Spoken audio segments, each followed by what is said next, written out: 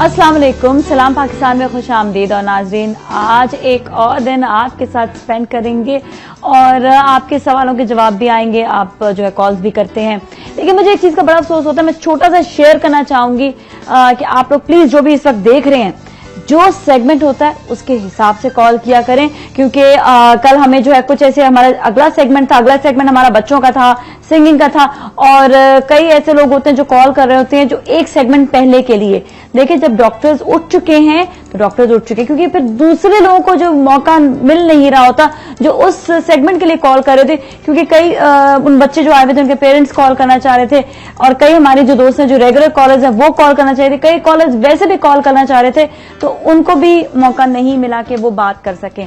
सो थोड़ा सा जरा सी आप ये चीज जरा नोट डाउन कर लें कि प्लीज जो सेगमेंट है उसी के हिसाब से आप कॉल करें।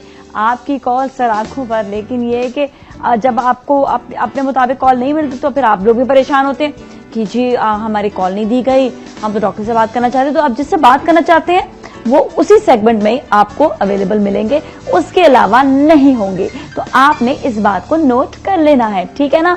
तो खैर, आज भी हम बच्चों के साथ टाइम स्पेंड करेंगे, लेकिन बच्चों के साथ बहुत ही एक डिफरेंट आज मूड है। तो जितने भी इस वक्त माएँ देख रही हैं वो भी आज शो जरूर देखें, और बच्चे भी, और बच्चे इस हिसाब से कि बच्चे अपने सवाल कर सकेंगे जो भी उनको मसलों मसाइल है उसके हवाले से, ताकि वो भी जान सकें कि उनकी ये जो टेंशन है कैसे दूर की जा सकती है, और जो उनको परेशानी है वो क्या क्या है, हम उनके भी दिल की बात जानेंगे। आज वो भी हमें बताएं कि आखिर उनकी छोटी छोटी प्यारी प्यारी सी टेंशन क्या होती हैं, क्योंकि ये जो छोटे छोटे से कहते हैं ना कि चीजें जो बनते बनते बनते बनते एक वक्त आता है कि बहुत बड़ा एक पहाड़ बन जाती है टेंशन्स का।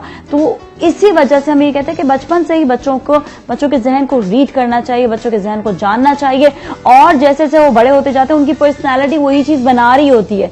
तो आप सबको भी इस वक्त इस बात को देखना है कि आपके बच्चे क्या चाहते हैं, उनको किस चीज से चिढ़ है।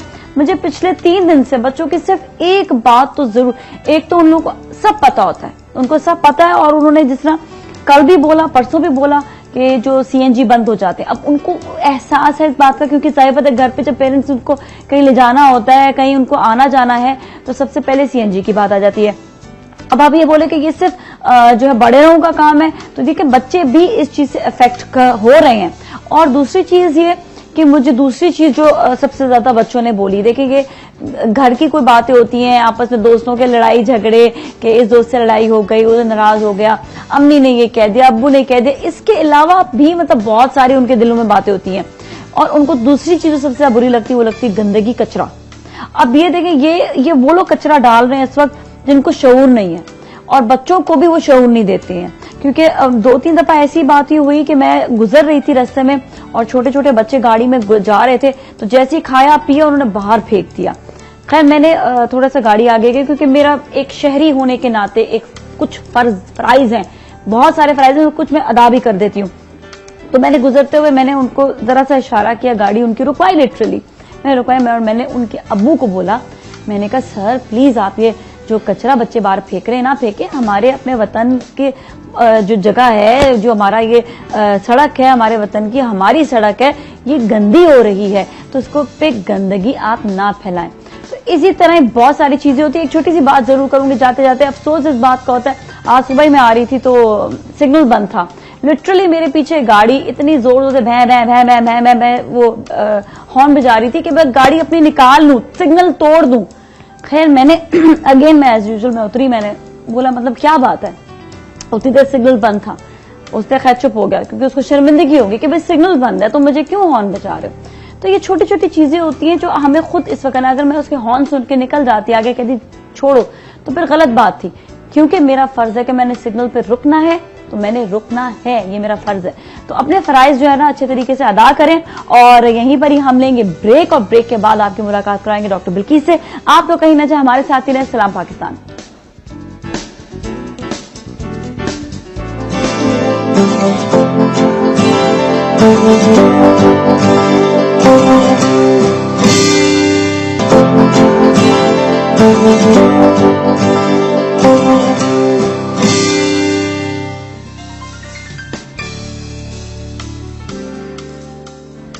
जी खुश आमदीद सलाम पाकिस्तान में। और अभी डॉक्टर बिल्किस हमारे साथ है, बल्कि अभी सवाल भी आ चुका है उनके लिए ऑलरेडी, तो हम सवाल भी कर लेते हैं। अस्सलाम वालेकुम, कैसे हैं आप? ठीक ठाक है? खैरियत से हैं? सलाम, बिल्कुल ठीक ठाक। अच्छा, सवाल जो आया है वो आया है कि एक साहब है, उनकी उम्र है 28 ईयर्स और वो उन्होंने बड़ा गोश्त खाया, उसके बाद उन्होंने कहा कि इसकी वजह से उनको सांस भी बहुत ज्यादा हो रहा है और तकलीफ भी शुरू हो गई, इसका क्या इलाज है?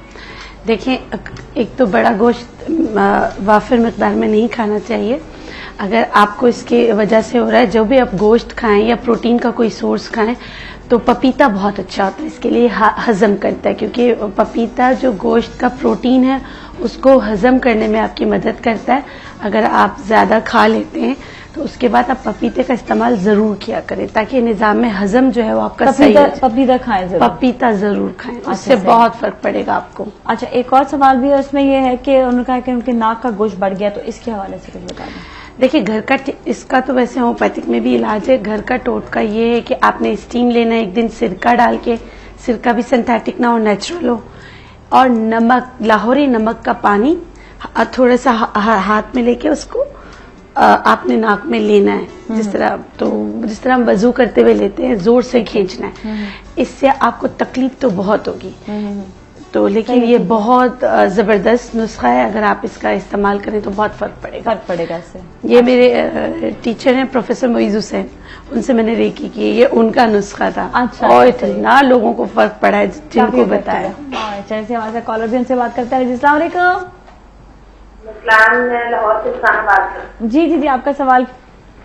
जी, डॉक्टर साहब से बात करनी है। मैं ना रात में ना सोती हूँ ना, जैसे मेरे पाँव कदम जलते हैं बहुत ज्यादा, और पूरा दिन इतने ज्यादा ठंडे रहते हैं कि सॉक्स पहनने पड़ते हैं, और रात में तो बहुत ज्यादा जलन होती है। ऐसा लगता है जैसे गरम गरम कोई चीज लग गई है, झुलस नहीं जाते जैसे, इस तरह से हो जाते हैं। उम्र क्या है आपकी? मेरी उम्र है 40 है। आप मेनोपॉज में तो नहीं गई अभी? जी नहीं। अच्छा, चलिए सही है, ठीक है। और तो कोई सवाल नहीं ना? चलिए ठीक है, आपको ऑन एयर जवाब देते हैं। Thank you so much for calling, बहुत बहुत शुक्रिया। जी। देखिए जी, जैसा हाथ से थोड़ा सा गर्म सा धुआं सा निकलना, हाथ से निकलना, या आपका हाथ पांव जलना, अगर ऐसा कोई मसला है तो हार्मोनल इम्बैलेंस भी हो सकता है, या लीवर का कोई मसला हो सकता है, या ऐसा होता है 40 क्रॉस करके मेनोपॉज में जाने का मतलब ये होता है कि आहिस्ता आहिस्ता आपका जो मंथली साइकिल है वो इख्तिताम की तरफ जा रहा है, तो उसमें भी ये हॉट फ्लैशेस होते हैं। अच्छा, इसका घर का एक नुस्खा ये है कि सुबह निहार मुंह कांसनी, अगर आप, उन्होंने कहा कि मैं मेनोपॉज में नहीं गई हूँ, तो इसका ये है कि कांसनी और मक्कों के बीज, कांसनी और मक्कों के बीच एक एक चम्मच लेके रात को 1 कप जो है आप 1 गिलास पानी में भिगो दें। सुबह निहार मुंह आप इसका पानी पी लिया करें, इससे आपको इंशाल्लाह फर्क पड़ जाएगा। जो ऐसा बहुत सा गर्म सा हो जाता है, हॉट फ्लैशेस, मतलब कि ऐसा लगता है जैसे बहुत गर्मी निकल रही है, तो उसके लिए काफी अच्छा नुस्खा है। अगर आप इसका इस्तेमाल करें तो इसकी वजह से पेट में भी गर्मी हो सकती है? हाँ, मैदे की गर्मी भी हो सकती है। अच्छा। बाज लोगों का ऐसा होता है कि पूरा दिन सही रहते हैं, रात में जाके एकदम से पाँव गर्म होना शुरू हो जाते हैं, कुछ की हथेलियां गर्म होना शुरू हो जाती हैं। इसके लिए एक शरबत फौलाद भी बहुत अच्छा होता है, आप वो पी कर देखें, हो सकता है उससे फर्क पड़ जाए। अगर ये कि विटामिन वगैरह खाते रहें या खुराक को अपनी अच्छा रखें, तो भी क्या ये खत्म हो सकती है चीज? बिल्कुल हो सकती है। अच्छा, हाँ, आप रेड ग्रुप्स की चीजें बढ़ा दें, देखें, क्योंकि देखिए इसका रूट कॉज तो मालूम करना होगा ना नाजिया, वजह क्या है? कोई ना कोई वजह होगी जिसकी वजह से हो रहा है। देखिए, एक तो लीवर सबसे पहले इसमें आता है, लीवर का रीजन हो सकता है, या मेनोपॉजल सिंड्रोम्स होते हैं, तो इसीलिए मैंने उनसे पूछा। लिवर का किस तरह से ख्याल रख सकते हैं? क्या ऐसी चीजें खानी चाहिए जिससे जो है लिवर का ख्याल रखा जाए? देखिए, आजकल तो सारी चीजें जितनी भी आई हुई हैं वो सब जिगर के लिए बहुत अच्छी हैं। सारी चीजें जो हैं वो जिगर के लिए बहुत अच्छी हैं। मसलन गाजर आया हुआ है, आप गाजर के जूस में मुलैठी, 1 चुटकी मुलैठी डाल के आप लें। मूली के पत्ते बहुत अच्छे हैं, मक्कों की सब्जी आने वाली है, वो खाएं। अच्छा, और अब फिर ऐसे कि जब आप इस सब्जियों वगैरह का इस्तेमाल करते हैं, थोड़ा सा डिटॉक्स करने की तरफ भी वो करें, थोड़ा सा आप ग़िज़ाएं अपनी हजम वाली लें। अच्छा, सही है। क्योंकि सर्दियों में पाए, कुलचे, ये सारी चीजें बहुत हो जाती हैं, ज्यादा खाई जाती है, तो थोड़ा सा भी ऐसा कि बैलेंस डाइट लें। हमारे साथ एक कॉलर और हमसे बात करते हैं, कराची से हैं। अस्सलाम वालेकुम। हेलो जी, अस्सलाम वालेकुम। वालेकुम सलाम। जी भाई, आपका सवाल। जी मुरसलीन बोल रहा हूँ कराची से। जी मुस्लिम भाई, अब क्या मसला आ गया? जी बस जी डॉक्टर बिल्किस से मतलब थोड़ी सी मतलब जो है ना मालूमात करनी है। बिल्कुल मालूमात कीजिएगा। डॉक्टर मैं आपका जो है ना टीवी तक पेशेंट हूँ। जी जी क्योंकि जी, एक जी। दफा मैं आपको अपना पेशेंट किस तरीके से कह गया कि शायद क्लिनिक जाता हूँ, ऐसी कोई बात न थी। नहीं नहीं, मुझे पता डॉक्टर साहब आपके मशवरों से हम बहुत फायदा उठाते हैं। जी जी डॉक्टर साहब मैंने एक टीवी चैनल में एक जो है ना हर्बलिस्ट का मैंने प्रोग्राम देखा था, उसमें उन्होंने बताया था कोलेस्ट्रॉल के वास्ते कोई हकीम सईद का एक नुस्खा था जिसमें कुछ पुदीने की डंडियां और अदरक का टुकड़ा और सांची पान को बॉईल करके उसको जो है ना एक्सट्रैक्ट किया जाए तो उससे कोलेस्ट्रॉल कम होता है। आया आपके नॉलेज के अंदर भी ऐसी कोई मतलब बात है या ये नुस्खा आपके ख्याल में बेहतर है या नहीं?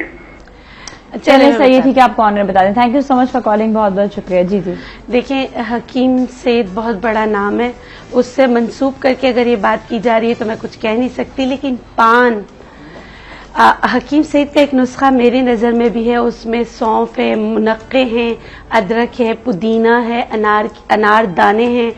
ये सारी चीज़ें तो मेरे इल्म में है जो हाई ब्लड प्रेशर के लिए उन्होंने बताया था, लेकिन जहाँ तक पान के पत्तों का है वो मेरे इल्म में नहीं है। हो सकता है कि मेरे इल्म में ना हो, लेकिन ये बात हो, इसको मैं डिनाई इस तरह नहीं कर सकती। लेकिन पान जो होता है वो बहुत ज्यादा गर्म होता है, वो आपके मसाने में कोई प्रॉब्लम कर सकता है अगर आप उसको रोजाना लें।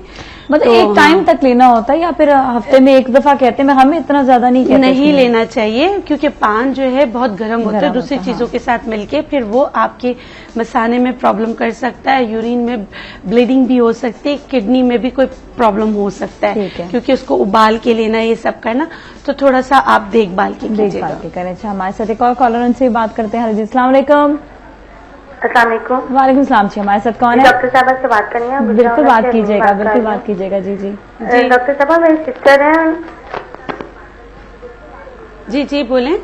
मेरी सिस्टर के चेहरे पे ना पिंपल्स हैं और उसके ना निशान पड़ गए हुए हैं, तो आपने टोटका बताया था जायफल का। जायफल का बेटा मैं टोटका उनको बताती हूँ जिनके बहुत बड़े पस वाले दाने हो और उससे खून भी निकलता हो, तो जायफल को जरा सा दूध में घिसकर जो उसका ब्राउन हिस्सा है वो उस पर लगाना होता है। ऐसे ही है। ठीक है, सही। Thank you so much for calling. उनकी रिपीटेशन जा रही थी टीवी पर ना। जी जी। अच्छा, देखिए, जायफल का नुस्खा उन लोगों के लिए है जिनके बड़े बड़े पस वाले दाने बनते हैं और उससे थोड़ा सा पस भी और ब्लीडिंग भी होती है। हाँ, हाँ। तो उसमें जायफल को जो पीसकर दूध में पीसकर या ऐसे पानी के साथ पीसकर आपने लगाना होता है। हाँ हाँ ठीक है। आजकल जो सब्जियां हैं उसमें पालक भी बहुत अच्छा होता है कि पालक को आप पीस कर उसका जूस जो है एक्सट्रैक्ट करके लगाएं, उससे बहुत बेहतरीन मिंट फैमिली, यानी कि उसमें तुलसी, अच्छा, तुलसी बहुत अच्छा बहुत है। अच्छा है, ठीक है। आप तुलसी का जूस निकालें, उसमें मिंट का, पुदीने का भी निकाल सकते हैं? पुदीने के भी ठीक निकाल है, सकते सही है, हैं। हाँ। पुदीने का भी दही के साथ आप कर सकते हैं, अगर दही आपको सूट करता है तो। इसी तरह आप तुलसी के पत्तों को भी दही के साथ थोड़ा सा ग्राइंड करके जूस एक्सट्रैक्ट करके वो लगा सकते हैं, उससे बहुत ज्यादा फर्क पड़ जाएगा। अच्छा, आजकल के उस हिसाब में नाज़िया ये होता है कि सर में खुश्की, डैंड्रफ इतनी बढ़ गई होती है, वो भी आपकी एक्नी को एक्टिवेट करती है और उसको ज्यादा करती है, एग्रीवेशन होती है। हाँ। तो आप अपने सर के डैंड्रफ का भी ख्याल रखें। ऑलराइट, ठीक है, सही है। और हमारे साथ एक और कॉलर से बात करते हैं। अस्सलाम वालेकुम। हेलो।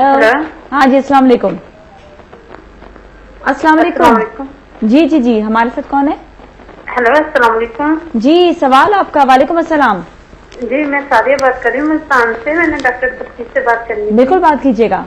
जी, डॉक्टर साहब कैसी हैं आप? अल्लाह का शुक्र, ठीक ठाक। है ना। डॉक्टर साहब मैंने बात करनी थी कि ना सर्दियों में ना हमारे कलर में बहुत डिफरेंस आ जाते हैं, बिल्कुल ब्लैक जैसे धुआं फिरा हो ना, वैसे कंडीशन हो जाती है। गले तो की? नहीं, चेहरे की। चेहरे की। अच्छा।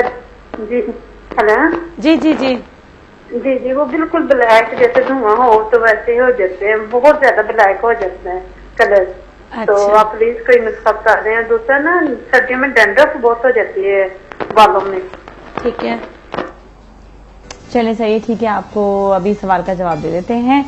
अच्छा, ये दो अच्छा, चीजें। एक तो ये कि वो यही कह रही है ना कि ड्राइनेस हो जाती है, उसकी वजह से हमें काला पड़ जाता है, सर्दियों में काला हो जाता है चेहरा, गर्मियों में ठीक हो जाता है? देखिए, एक तो आप मॉइस्चराइजर, कोई अच्छा सा मॉइस्चराइजर यूज करें। बाज़ औक़ात ऐसा होता है कि सर्दियां बहुत होती है तो हम हीटर के आगे बैठे रहते हैं बहुत ज्यादा, उससे भी आप एकदम से चेहरा जो है ना डार्कर साइड पर चला जाता है, और सर्दियों में पानी का इस्तेमाल बिल्कुल भी नहीं हो रहा होता है। ठीक है, ये भी एक जो है, आप पानी हल्का सा गर्म करके उसमें सौंफ डालें, चंद कतरे, मतलब आप ½ टीस्पून सौंफ और 1-2 छोटी और बड़ी इलायची डालकर अपना पानी उबाल कर रख लें। ठीक है। आप नीम गर्म पानी ये पीते नहीं, इससे भी आपको फर्क पड़ेगा, क्योंकि अच्छा। बाज लोग कहते हैं वॉशरूम ना जाना पड़े इसलिए पानी नहीं पीते, लेकिन इससे भी प्रॉब्लम आती है। और एक्सटर्नल मूली का जो जूस है वो आप निकालें, उसको आप दूध में या बलाई में मिलाकर लगाएं, बहुत बेहतरीन चीज है। लेकिन इससे बाज लोगों को थोड़ी सी इरिटेशन होती है शुरू में, जैसे लगाने से जलन वगैरह होती है। अगर ऐसा हो आप देख लें, जल्दी धो लें, नहीं तो 10, 15, 20 मिनट जितना काबिल बर्दाश्त आप लगा के रख सकते हैं, लगा के रखें। ये बहुत अच्छा एक्सफोलिएट करता है और बहुत स्किन अच्छी हो जाती है। एक तो ये वाला जो है उन्होंने सवाल किया था, अच्छा दूसरा वो भी हो गया। SMS आप कीजिए, SMS जो है उसके भी सवालों के जवाब आपको देते जाएंगे साथ साथ। जितने लोग हैं जिनको कॉल नहीं मिल रही है इस वक्त, अगर वो फटाफट चाहते हैं कि फौरन से उनके सवाल का जवाब मिले तो SMS आप करते रहें। हमारे साथ कॉलर हैं क्या मौजूद? अभी ब्रेक लेंगे, ब्रेक के बाद कॉलर से भी बात करेंगे। आप तो कहीं ना जाए, हमारे साथ ही रहे। सलाम पाकिस्तान।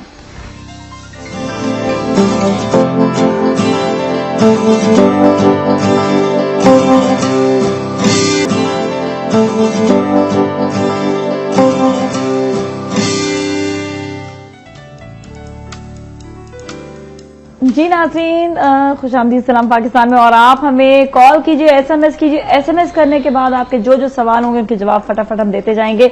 इससे भी आप लोग को टेंशन ना लें, क्योंकि कई लोगों के जो है वो कॉल्स नहीं मिल रही होती, इतने सारे कॉलर्स होते हैं। और साथ साथ ये कॉल्स भी करते रहे तो हम आपके सवालों के जवाब देते रहेंगे। सर्दियों के मतलब कुछ थोड़ा सा कि हाथ और पाँव का कैसे ख्याल रखा जाए, क्योंकि कई कॉलर्स कॉल करते हैं कि उनके यहाँ पर जो है गैस के हीटर्स भी होते हैं जिससे स्किन और ज्यादा ड्राई हो जाती है। देखिए, खवातीन के लिए तो मैं एक बात कहूंगी कि आप किचन से निकलते हुए जो बनास्पति आपके घर में है, घी तो हर कोई रखता होगा या तेल रखता होगा, जब भी आप काम करें उसके बाद थोड़ा सा फ्यू ड्रॉप्स हाथ में लेके अच्छी तरीके से आप मसाज कर लो। ठीक है, ये भी एक बहुत अच्छा आप मतलब के ख्याल करने का एक नुस्खा है। एक और गुड़, ब्राउन शुगर। अच्छा ठीक है, ब्राउन शुगर अब मैं एक आपको बता देती हूँ कि आप किस तरह घर में बना ले। आप ब्राउन शुगर और ऑरेंज पील्स जो आते हैं, आपने क्या करना है, अगर आपने 50 ग्राम ऑरेंज पील यानी कि ऑरेंज के छिलके, ताज़ा छिलके बहुत अच्छे होते हैं, उसको अगर आप थोड़ा सा दूध देके पतला पतला काट के थोड़ा सा दूध दे दें, जब वो बिल्कुल ही ड्राई हो जाए तो आप उसको पीस लें, ग्राइंडर में आप पीस लें। आपने अगर 25 ग्राम आपने लिए हैं ये ऑरेंज पिल्स, आपने लेने हैं 50 ग्राम गुड़, दो चीजें, दोनों को आपने मिक्स करके रख लेना है बस। ठीक है। उसके बाद आपने क्या करना है, या तो इसमें से 1 चम्मच आप निकालें दूध में, आप इसको जैसे नीम गर्म दूध जो है 1 चम्मच दूध या 1 चम्मच ये लेकर इसका पेस्ट बना लें। उससे अच्छी तरीके से हाथ, पांव, गर्दन पे अच्छी तरीके से मसाज करें। 10 से 15 मिनट बाद आप वॉश आउट कर लें। आप देखें आपको एक बहुत ही ज्यादा एक डिफरेंस नजर आ जाएगा उसी वक्त। और ये एक इतना इजीएस्ट नुस्खा है और इसका बहुत ज्यादा आपको बेनिफिट्स मिलेंगे। या ऑरेंज पील का एसेंशियल तो फिर वाटर, फ्लोरल वाटर वगैरह बनाना पड़ता है, वो जो है ना नहीं घर में बन पाएगा। सही है, तो उसका आसान तरीका है, आप इस तरह करके बना सकते हैं। अच्छा, तो ये कि आपने जो भी ऑरेंज पील और ब्राउन शुगर, अच्छा, तो ये रख छोड़े बनाकर या कुछ इसका जो है ये खराब हो जाएगा? नहीं, आप फ्रिज में रख दें, बनाकर फ्रिज में रख दें, खराब नहीं होगा। पूरी आपकी सर्दियां तो बहुत सर्दियां होंगी तो वहां पर तो फ्रिज इस्तेमाल ही नहीं होता। हाँ, वो वैसे ही बाहर रख छोड़े तो वैसे ही उनके लिए बहुत अच्छा। हाँ, बिल्कुल। अभी तो कराची में इतना है कि मैं सूजी वगैरह जो है फ्रिज में अब नहीं रखते। हाँ, नहीं, सही बात है। आजकल तो वैसे भी मतलब अच्छा मौसम हो गया। और सोचे अगर कराची में अगर हम बाहर रख रहे हैं तो फिर बाकी एरियाज में क्या हाल होगा। हमें बाहर तो गोश्त भी फ्रीज हो जाता होगा, वहां पे तो वहां पर तो काफी सारी चीजें फ्रीज वैसे ही हो जाती हैं। अच्छा, ये बड़े एक होता है कि बहुत इंसान जो है मतलब ये हीटर जिस तरह होते हैं या ये चीजें होती हैं, इससे स्किन खराब होती है। कोई ऐसी चीज नहीं होती ना कि इंसान इनके बगैर भी जो है गर्मी जो है वो अच्छी मतलब हो जाए, कोई रूम गर्म हो जाए, कुछ हो जाए? देखें, कुदरत से तो हम नहीं लड़ सकते। सही बात है, वो तो है ही है ना, हाँ। हम कुछ नहीं कर सकते। आप हाँ। अपना अच्छा ओढ़ना पहनना कर सकते हैं। जिनको बहुत ज्यादा ठंड लगती हो वो पाँव में जुराबें जरूर इस्तेमाल करें। अच्छा, उससे काफी और हद तक हाँ, फर्क सीना पड़ता है। अपना अच्छी तरह ढक के रखें। हाँ। बच्चों के कान ढक के रखें, क्योंकि जो इससे ठंड ज्यादा बैठती है। अच्छा, सही है, इससे ठीक ठंड है। ज्यादा बैठती है। और कॉफी भी बहुत अच्छा होता है जो आपको मतलब गर्म गजाएं जो है ज्यादा से रखें। ठीक है, हमारे साथ कॉलर है, उनसे भी बात करते हैं। अस्सलाम वालेकुम। हेलो, अस्सलाम वालेकुम। वालेकुम अस्सलाम जी, हमारे साथ कौन है? जी, मैं मिसेस तारिक बोल रही हूँ। जी मिसेस तारिक, आपका जी, सवाल। जो अभी डॉक्टर साहब ने बताया था, ये किन्नू का गोड़ के मिक्स करके ड्राई जेल के लिए किस तरीके करने, कूटना है या ड्राई में किस चीज में मिक्स करने? कूटना है या क्या करना है या काटना है? आपने इन दोनों को ग्राइंड करना है, या कूट के ग्राइंड कर लें, या आपका अब ग्राइंडर ना हो तो फिर क्या करें? कूटने में कूट लें। कूटने में आप कूट ले मतलब वो सही कूट ले। ठीक है ना, सही। Thank you so much for calling, बहुत बहुत शुक्रिया जी। मैसेज आया, बाल उतर रहे हैं, क्या करेंगे? अच्छा, बाल उतरने के लिए चुकंदर और अदरक का रस जो है वो इस मौसम में बहुत अच्छा होता है कि आप लगाएं। वैसे तो अदरक चुकंदर वैसे ही बालों के लिए बहुत अच्छा है। चुकंदर के पत्ते फेंक दिए जाते हैं, वो फेंके नहीं, उसका जूस निकालें, मलमल के कपड़े से छाने, वो अदरक के जूस में मिलाकर वो लगाएं। अच्छा, ये चीजें ऐसी नहीं कि आप एक दिन लगाएं दूसरे दिन आपका बाल उतरना बंद हो जाएगा, क्योंकि मौसमी असरात है, बाल गिरते हैं। इसके लिए आपने इंटरनली भी अपने आप को क्योर करना है। जैसे आपने दूध का इस्तेमाल करना है, अंडों का इस्तेमाल करना है, सर की मसाज करनी है किसी भी ऑयल से। अगर आप करना चाहें, आपने सर की मसाज करनी है, अपनी सर की भी ब्लड सर्कुलेशन को बढ़ाना है। अच्छा, सही है। और खुश्की नहीं होने देनी। ठीक है। एक तो ये होता है कि एक एज होती है जिसमें जो है स्किन लूज होने लग जाती है, एक उम्र आती है। एक होता है ज्यादा यंग एज में भी बच्चों या बच्चों के लड़कों की स्किन फिजिकल एज ज्यादा हो जाती है। हाँ, तो अब ये कि इसमें एक मैसेज भी है कि लूज स्किन के लिए कुछ बताएं। तो अब ये नहीं उन्होंने बताया कि एज क्या है, तो दोनों के हिसाब से मैं चाह रही थी क्या बता दें। ये देखिए, एक तो एक्सरसाइज करके एकदम बॉडी को छोड़ देते, उससे भी फैट आपका जब खत्म हो जाता है तब भी आपकी स्किन जो है ना लूज हो जाती है। ठीक है। ठीक है, तो इसके लिए आप मास्क वगैरह का इस्तेमाल कर सकते हैं। इंटरनली तो इसके लिए दूध बहुत बेहतरीन है। ठीक है, ठीक है। कि आप दूध का कैल्शियम जो है वो आप, और एक्सरसाइज टोन अप एक्सरसाइजेस कुछ होती हैं जो आपकी बॉडी को टोन अप करती हैं। इंटरनली आप दूध का इस्तेमाल करें, वो बहुत अच्छा है। कुछ हर्ब्स हैं, लेकिन वो ऑन ईयर बताएं तो हर कोई इस्तेमाल करे तो उसका नुकसान भी हो सकता है। होता है, मतलब हर कोई नहीं कर सकता, वो उसके हिसाब से कि जिसका हाँ। जो मसला है हाँ, उसके हिसाब से है। लेकिन हर्बल ट्रीटमेंट में ये मुमकिन है कि आप अपने लूज स्किन को टाइटनिंग की तरफ ले जा सकते हैं। ठीक है, ठीक है। तो वो ये लेकिन चेहरे के लिए मैं बता देती हूँ, चावल का आटा भी बहुत अच्छा होता है कि आप चावल के आटे को दूध में मिलाकर आप चेहरे पे मास्क बना के लगा लें। अच्छा, एक होता है कि जिस एज हो रही होती है। अब एजिंग में ये कि अगर वो चावल का आटा ले तो वो अकड़ने लग जाता है, तो उसके लिए फिर वो क्या करें? देखिए, एजिंग के लिए तो फिर आपको, अगर पाकिस्तान में देखा जाए तो सीबकथॉर्न ऑयल इससे बेहतरीन स्किन सर्जन, या उसमें स्किन कोलेजन्स बहुत ज्यादा होते हैं। अच्छा, वो बहुत बेहतरीन है। वो अनफॉर्चुनेटली इतनी वाफिर मकदार में अवेलेबल नहीं है। ठीक है। तो एक और चीज है, वो है कैस्टर ऑयल। कैस्टर ऑयल भी बहुत अच्छा है, बहुत रिच विटामिन पीने के लिए या खाने लगाने के लिए। अब अब उसका एक मैं मास्क बता देती हूँ। आपने क्या करना है, कैस्टर ऑयल लेना है 1/2 टीस्पून, उसमें आपने few drops of lemon add करना है, और उसमें आपने 1/4 जो है चावल का आटा मिलाना है। ठीक है। उसको अच्छी तरीके से आपने मिक्स कर लेना है। ठीक है, मिक्स कर लें। अगर चावल का आटा आप नहीं मिलाना चाहते तो आप इसमें ऑरेंज पील, जो भी मैंने बताया था कि ऑरेंज पील आप वो करके रख लें, वो भी आप इसमें मिला सकते हैं। फिर इसका मास्क बना के आप लगाएं। अगर आपकी स्किन बर्दाश्त करती है तो डेली लगाने लगे, आप देखें आपको बहुत फर्क पड़ जाएगा। 15 मिनट के लिए मतलब बियर कर सकती है, क्योंकि आपको उससे कोई एलर्जी नहीं होती, क्योंकि हर चीज या आपकी स्किन पे कोई एक्नी ना आए। ठीक तो है, आप इसको डेली 15 मिनट के लिए लगाएं और देखिए आपको बेतहाशा फर्क पड़ेगा। अच्छा जी, हमारे साथ रजिया साहिबा पेशावर से। अस्सलाम वालेकुम। अस्सलाम वालेकुम जी। कैसे हैं आप? ठीक ठाक हैं?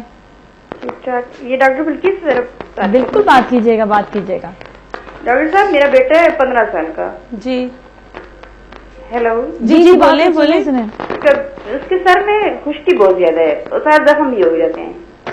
खुश्की इतनी है कि जख्म हो जाते हैं। अच्छा, मुझे बताएं, खुश्की गोल दायरों में तो नहीं है? आपने गोल दायरों में नहीं, बस झड़ती है सफेद छोटी छोटी सफेद। अच्छा, आपने चेक कराया, सोराइसिस तो नहीं है ना? नहीं नहीं नहीं। अच्छा ठीक है, चले सही भी आपको ऑनर बताते हैं सवाल का जवाब जी। देखिए बाज़ औक़ात ऐसा होता है कि सर में सोराइसिस होता है जो कान के पीछे भी होता है, बहुत ज्यादा खुश्की लगती है, उसको झाड़ो तो अंदर से रेड कलर की स्किन निकलती है और बहुत तकलीफदा अमल होता है। अगर ये है तो आप अपने डॉक्टर को दिखा दें, ठीक है। अगर ये नहीं है तो मैं एक नुस्खा बता रही हूँ, उसका इस्तेमाल करें। इसमें लेना है सिरका, वो भी असली सिरका लेना है 1 चम्मच, और आपने इसमें जो है सना के पत्ते उबालकर 1 चम्मच उसका अरक मिला लें, वो भी 1 चम्मच। साथ में आपने लेना है हल्दी 1 बड़ा चम्मच भरकर, ठीक है। और 1 ही चम्मच आप दूध या दही, क्योंकि सर्दियां हैं तो दही बाजों का ठंड बिठा देती है, इसलिए कह रही हूँ कि दूध ले लें। उसको अच्छी तरीके से आप बीट करें, बहुत अच्छी तरीके से बीट करने के बाद स्कैल्प पे लगाएं, अपने सर पे अच्छी तरीके से लगाने के बाद आप इसको स्टीम दे दें। सर में हॉट टॉवल बांध दें, स्टीम दे दें, 20 से 25 मिनट रखें, उसके बाद आप वॉश आउट कर लें। आप देखिए इससे आपको बहुत ज्यादा फर्क पड़ जाएगा। और हल्का सा अगर आप स्क्रबिंग करना चाहते हैं तो चावल को मोटा कूट के वो भी आप इसमें मिला लें, उसकी स्क्रबिंग हो जाएगी तो आपकी खुश्की जो है आराम से निकल जाएगी, क्योंकि वो स्क्रब आउट करता रहेगा। अच्छा ठीक है, उसके लिए चावल भी अच्छा है। सहरिश हमारे साथ, उनसे बात करते हैं। अस्सलाम वालेकुम सहरिश जी। हेलो अस्सलाम वालेकुम। वालेकुम सलाम जी, कैसे हैं आप? मैं ठीक ठाक, आप कैसी हैं? जी बिल्कुल ठीक ठाक, खैरियत से। सवाल मैंने डॉक्टर से पूछना था कि ये स्किन में धूप में रहते हैं ना ज्यादातर, तो उसमें स्किन बहुत ब्लैक हो जाती है, हाथ का कलर अलग होता है और फेस का फिर अलग और पाँव का अलग। तो स्किन पे मेरी ऑयली स्किन और उस पर दाने भी निकल जाते हैं ना। और अगर मैं, जैसे लोग कहते हैं ज्यादातर कि आप बेसन लगाओ, बेसन से सही हो जाता है, तो बेसन यूज किया है, और कहते हैं मुल्तानी मिट्टी लगाओ, वो भी यूज किया है। तो सही क्या है? ऑयली स्किन बहुत ज्यादा ना वो हो जाती है, ब्लैक हो जाती है कभी पूरी, और दाने भी निकल जाते हैं। ठीक है, तो मैंने पूछा था कि इसके लिए बता दें कि क्या सही रहेगा। जैसे अभी तो इन्होंने बताया ऑरेंज और गुड़ का और राइस मिलकर लेमन का बताया ना। ठीक है, चले सही भी आपको ऑनर बता देते हैं इसका भी सवाल का जवाब। चलिए जी। देखिए सही तो वो रहेगा जो आपकी स्किन को सही तरीके से ट्रीट करेगा। आप बेसन लगाती हैं, सूट करता है तो वो लगाएं। सिंपल इसका जवाब है कि जो आपको सही लगता है आप वो लगाएं, जिससे आपकी स्किन ट्रीट होती है आप उसका इस्तेमाल करें। अगर लग रहा है कि सही हो रही है तो ठीक है। हाँ ठीक है, अगर आपको सूट कर रहा है तो आप, क्योंकि बेसन पल्सेस ये किसी से किसी को भी एलर्जी हो सकती है, किसी को ऑरेंज पील से भी हो सकती है। ठीक है, आप देखें आपको सूट करता है आप उसका इस्तेमाल करें। दूसरी चीज ये कि अगर आप ज्यादा धूप में रहती हैं तो आप सनब्लॉक का इस्तेमाल करें, या आप कैप वगैरह पहने जिससे आपके चेहरे पर डायरेक्ट सन एक्सप्लोजर में आप डायरेक्ट ना जाएं। ये चीजें भी हैं, इसका भी अगर ये भी करेंगे तो इससे भी आपको फर्क पड़ जाएगा, फायदा होगा। अच्छा 2-3 मैसेजेस आए। एक तो यह है कि पेट बढ़ गया है, दूसरा कि वजन बहुत ज्यादा और 18 साल की उम्र है, और ये बता दें फिर ओपन पोर्स का भी है जी। देखिए अगर सिर्फ आपका एब्डोमिनल एरिया बढ़ गया है तो उसके लिए बहुत बेहतरीन है कि आप थाइम टी पिए। थाइम टी, ठीक है। दिन, अभी सर्दियां हैं, दिन में आप 4 दफा पिए, इससे आपको बहुत फर्क पड़ जाएगा। और एक पेट के लिए और बताया था मैंने कि आपने सौंफ लेना है, 50 ग्राम सौंफ को आप तवे पे भून लें, 50 ग्राम सौंफ आप कच्ची रहने दें, दोनों को मिक्स कर लें। मिक्स करने के बाद 3 टेबलस्पून हीप आप एक अलग निकाल के रख लें। वो थ्रू आउट द डे, यानी पूरा दिन आपको वो यूटिलाइज करना है, थोड़ा थोड़ा खाते रहना, वो सौंफ को खाते रहना, उससे फर्क पड़ जाएगा। सही, हमारे साथ कॉलर से बात करते हैं। अस्सलाम वालेकुम। लाइन डिस्कनेक्ट हो गया। अच्छा चले हम अभी जो है ऐसा करते हैं, ब्रेक ले लेते हैं, ब्रेक के बाद फिर आएंगे। आप लोग कहीं ना जाए। सलाम पाकिस्तान।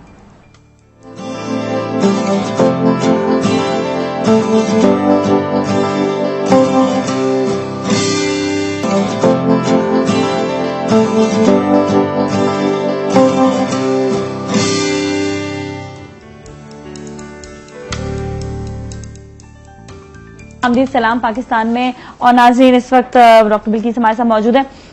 एक मैसेज और आया है ओपन पोर्स के लिए। पोर्स जो है वो खुल गए हैं, उसके लिए अब क्या किया जाए। अब ये बड़ा एक जो है ना परेशानी वाली बात है। बड़ी फनी सी बात लगती है। मेरी एक दोस्त के पोर्स जो थे चेहरे के ओपन होने लग गए थे ना, तो किसी ने उनको कह दिया कि क्रीम लगाएं इसके ऊपर, तो वो को तो और ज्यादा ऑयली हो जाएंगे। इसके लिए क्या किया जाए थोड़ा सा ये बता दें। कॉलेज से बात करें, दोनों सवाल के जवाब साथ दे देंगे। हेलो जी, अस्सलाम वालेकुम।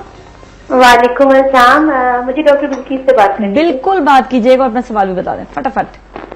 डॉक्टर बिल्किस, मैंने आपसे पूछना था कि मेरा पूरी फिजिक जो है ना उसमें खाली थाइस पे बहुत ज्यादा वेट है।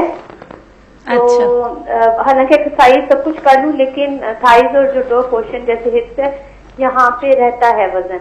ठीक तो है। कोई ऐसी डाइट या कुछ ऐसा ऑयल मैं लगाऊं, क्योंकि पूरी वीक हो जाती हूँ, बाजू शाजू सब कुछ, ठीक है। लेकिन वहाँ का वजन नहीं जाता।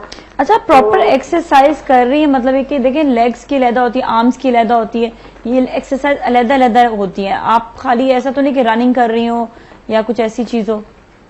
नहीं, बस सारी ही मतलब थोड़ी थोड़ी सबकी कर रही हूँ, लेकिन वहाँ का वजन नहीं जाता। मतलब एक जैसे मुझे तो कभी कभी लगता है पक्का ही हो गया है ना। चलिए ठीक है, अभी बता देते हैं। ठीक है, thank you so much for calling, बहुत बहुत शुक्रिया। अच्छा, एक मैं यहाँ पे जरूर, जिन्होंने ऑयल की बात की है ना, अक्सर लोग मसाज से भी वजन को कम करते हैं, लेकिन मैंने देखा जो मतलब जिनको नहीं आता मसाज करना, वो गलत तरीके से मसाज करते हैं। लाइक अगर हाथ का ऐसे मसाज करना है तो वो ऐसे ऐसे कर लेते हैं, जिससे वो और ज्यादा जो है प्रॉब्लम होने लग जाता है। देखिए बिल्कुल फैट बर्नर ऑयल्स होते हैं, मैं खुद भी बनाती हूँ फैट बर्नर ऑयल, लेकिन अगर आप घर का पूछ रही हैं तो आप घर में अपना सरसों के तेल में ही लेमन स्क्विज करके आप हाँ लेमन, थोड़ा सा लेमन डाल के उससे आप मसाज कर सकती हैं। करने के बाद आप अजवाइन जो है उसकी पोटली बना के उसको हीट दे दें। अच्छा, नाजिया बिल्कुल सही कह रही है कि आपने जो लोअर एब से, एक तो हेरिडिटी में होते हैं, बास कुछ एरियाज के खवातीन एशिया में जिनके एडिपोज टिश्यूज या फैट जो है बन जाते हैं, हाँ, फैट पॉकेट्स बन जाते हैं, थाइस पे बन जाते हैं और हिप्स की तरफ ज्यादा होते हैं।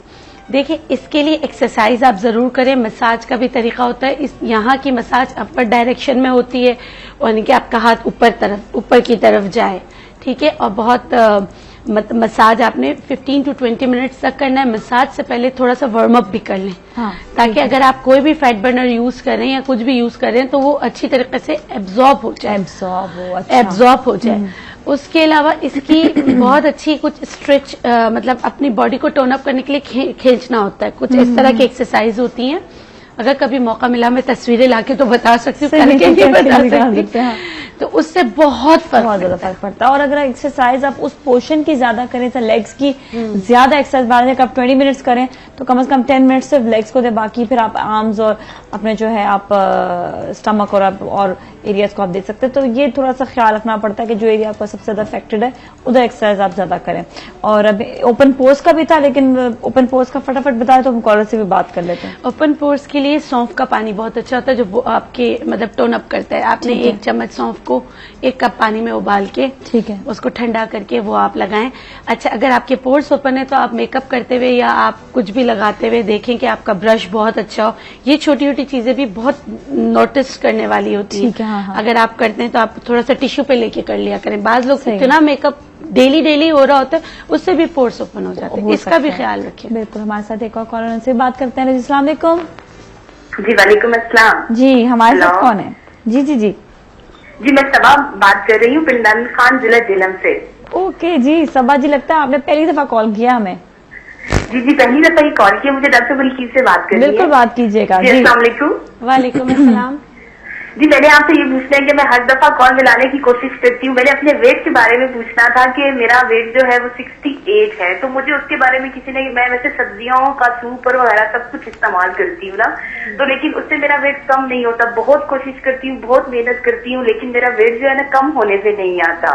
ये थाई का जो हिस्सा है वो ज्यादा ऐसे बड़ा बड़ा सा लगता है, ऊपर वैसे कमर वगैरह पतली हो जाती है, लेकिन वो थाइस बिल्कुल पतले नहीं ना होते। तो मैं काफी अर्से से कॉल मिलाने की कोशिश कर रही थी, तो आज मेरी कॉल मिली है, तो इसलिए आप मुझे कुछ ऐसी डाइट बता दें जिससे मैं अपना वजन कम भी कर सकूं और मैं मेंटेन भी रख सकूं। आपकी उम्र क्या है? जी, मेरी उम्र 29। मैरिड है आप? जी, मैं होम्योपैथी की मैंने दवाई भी इस्तेमाल की है, लेकिन उससे भी कोई फर्क नहीं पड़ता। फिर दोबारा से डाइट होती है, उसमें वजन कम हो जाता है, लेकिन जब दोबारा हम खाना वगैरह शुरू करती हूँ तो फिर उसमें मेरा वजन जो होता है वो डबल हो जाता है। तो मुझे ऐसी डाइट चाहिए जो मैं प्रॉपर इस्तेमाल भी करूँ और मुझसे उससे मेरा वजन भी कम रहे, और अगर मैं खाना पीना भी शुरू करूँ तो उसमें मेरा वजन मेंटेन भी रहे। ठीक है, चले से ये भी आपको ऑन बता देते हैं। जी देखिए, आप किसी भी पैथी में दवा इस्तेमाल करती हैं, उसको छोड़ने के बाद अगर आप ग़िज़ा पे टूटेंगी तो ज़ाहिर है फिर वही आपका फैट्स बनना स्टार्ट हो जाएगा। ठीक है, अगर आप ग़िज़ा से करना चाहती हैं और आप दवा इस्तेमाल नहीं करना चाहती तो आप एक्सरसाइज करें। आप जितनी कैलोरीज लेती हैं उसको बर्न आउट करना सीखिए। जब आप जितनी कैलोरीज इनटेक करती हैं उसको बर्न आउट कर देंगी, आपका फैट्स जो है, जो एक्स्ट्रा फैट्स है वो बर्न होता चला जाएगा, तो आपको कोई प्रॉब्लम नहीं होगी। जहां तक ग़िज़ाओं की बात है, आप हर ग्रुप की हर चीज आप खाएं, एतदाल से आप लें, एतदाल से आप लें, अच्छी एक्सरसाइज करें और वॉक रखें अपने साथ, तो आपको फिर प्रॉब्लम नहीं होगी। सही ठीक है। कभी अगर बदपरहेजी हो जाती है, जैसे एक वक्त आपने बदपरहेजी कर ली, 2-3 दिन आप थोड़ा सा एहतियात स्टार्ट कर दें, ताकि जो फैट्स बने उसको बर्न आउट करने में भी आप देखें। वही 3 चीजें हैं कि मैदा, चीनी और चिकनाई, इससे आपने जो है ना सफेद चावल से आपने परहेज करना है। एक और चीज मैं बताऊं, जितनी रेड ग्रुप्स की चीजें होती है वो फैट बर्नर्स होती है। जैसे फैट बर्न आजकल गाजर है, गाजर भी आपके फैट को बर्न आउट करते हैं। सब्जियां आप लेती हैं, सब कुछ लेती हैं, लेकिन इत्तेदाल से लें।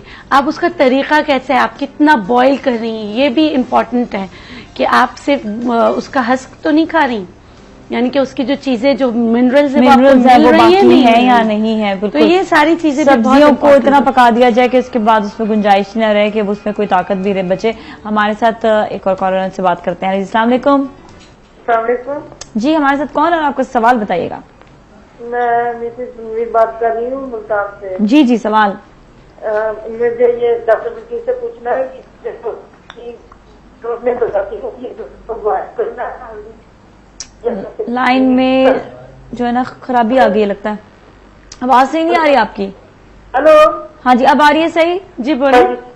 ये मुझे ये पूछना है कि 12 साल तक के बच्चे जो हैं उनको ये जो ट्रिपल हर्बेरा आंवला पाउडर है उसकी कितनी मिकदार देनी है, और दूसरा ये है कि ये जो हल्दी को दूध में उबाल कर पीना है या वैसे ही दूध में। अच्छा ठीक है, ठीक है, मैं बता देती हूँ। चलिए सी ऑन एयर आप सुनिएगा। Thank you so much for calling, बहुत बहुत शुक्रिया आपकी कॉल का। जी जी, देखिए, हर बहरा आंवला जो है 12 साल तक के बच्चे को ½ टीस्पून आप दे दें। वैसे तो 1 टीस्पून देंगे तो भी कोई नुकसान नहीं, लेकिन आधी चम्मच रोजाना दे दें।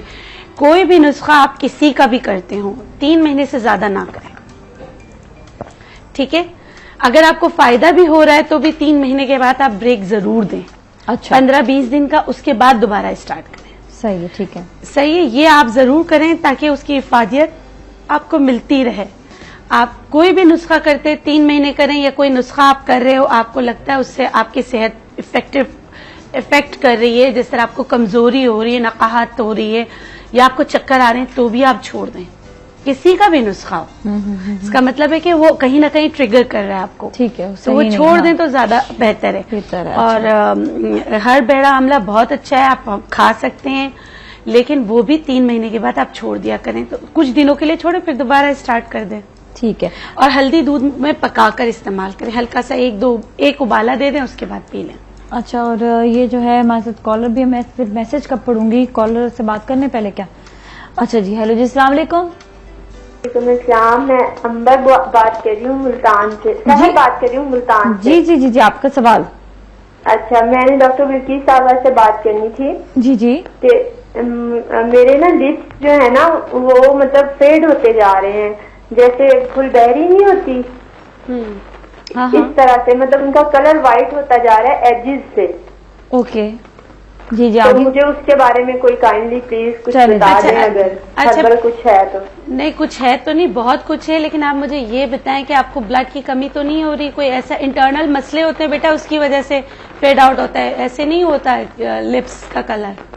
अच्छा, मेरी ना बेटी है एक जो है, वो है तकरीबन 9.5 माह की। तो जब इसकी प्रेगनेंसी थी ना, तो मतलब 7th-8th मंथ में जो था वो इस तरह से कलर होने लग गया, मतलब व्हाइट स्पॉट डलने लग गए ना फेस पे। तो वो मुझे डॉक्टर ने कहा कि कैल्शियम की कमी की वजह से है ना। ठीक है। तो लेकिन ये मतलब ठीक हो गए, फेस पे जो थे ना वो तो सही हो गए, लेकिन अब जो है वो अब होंठों का कलर जो है ना वो फेड ऐसे होता जा रहा है, लाइट सा ना व्हाइट कलर का होता जा रहा है। अच्छा, तो आपने के पास गई। हाँ, आपने चेक करा है? फुलबेरी तो नहीं कहा है ना? नहीं है ना वो मुझे उन्होंने कहा ना, मैं स्किन स्पेशलिस्ट के पास गई तो उन्होंने मुझे ना कहा कि आपको फुलबेरी स्टार्ट हो रही है ना ये। अच्छा। तो उन्होंने मुझे ट्यूब्स वगैरह दी, 3 माह का ट्रीटमेंट भी बताया, वो मैंने किया भी, लेकिन उससे कोई मुझे मतलब कोई भी फायदा नहीं हुआ। तो आप प्लीज मुझे ना ऑन एयर बताइएगा अगर हर्बल कुछ है इसमें तो। चलिए सही है, ठीक है, आपको ऑन एयर बता दें। Thank you so much for calling, बहुत बहुत शुक्रिया जी। देखिए, बर्ड्स या फुलबेरी, इसका इलाज बिल्कुल हर्ब्स में मौजूद है, और इसके लिए ये है कि बापची के बीज और मूली के बीज 1-1 ग्राम आप ले लें। रात को आप आधे कप पानी में भिगो दें, खूब खौलते गर्म पानी में कूट के भिगो दें। आपने सुबह ये ले लेना है, सुबह आप ये पी लें और उसमें जो बच जाए, जो फोक बच जाए, उसमें आप सरसों का तेल मिलाकर अपने होठों पर लगाएं। सही, उसी में ठीक है। अच्छा, आपका जो फुलबेरी स्टार्ट हुई है वो जो एरिया है वो बहुत ज्यादा सेंसिटिव है, आप इसका इस्तेमाल करें। एक और टोटका है, बड़े का गोश्त और चुकंदर 1 हफ्ते तक रोजाना खाना होता है, एक वक्त, और वो ताजा बनाएगा। क्योंकि बाद में आप लोग मुझे फोन करके पूछते हैं कि बना के फ्रिज में रख लें, ऐसा मत कीजिएगा, पहले ही ताजा बनाना है, रोजाना ताजा बनाना है, रोज 7 दिन तक आपने इस्तेमाल करना है। ये एक टोटका है। हालांकि बर्ड्स में या फुलबेरी इसमें मना करते कि बड़े का गोश्त नहीं खाएं, लेकिन ये मैं जब टोटका मैंने लोगों को बताया उनको बहुत फर्क पड़ा, इसलिए मैं बता रही हूँ। सिर्फ 1 हफ्ते तक बड़े का गोश्त चुकंदर बनाकर जो है ना आप लोग इसका इस्तेमाल करें, रोजाना ताजा बनाएं, देखें इंशाल्लाह इससे भी बहुत फर्क पड़ जाए। चलिए सही है, thank you so much doctor Bilkis, बहुत बहुत शुक्रिया। बहुत सारे सवाल रह गए थे लेकिन इंशाल्लाह नेक्स्ट वीक पूछेंगे। और नाज़रीन चलेंगे अगले सेगमेंट की तरफ, आप लोग अपना बहुत ख्याल रखिएगा। सलाम पाकिस्तान।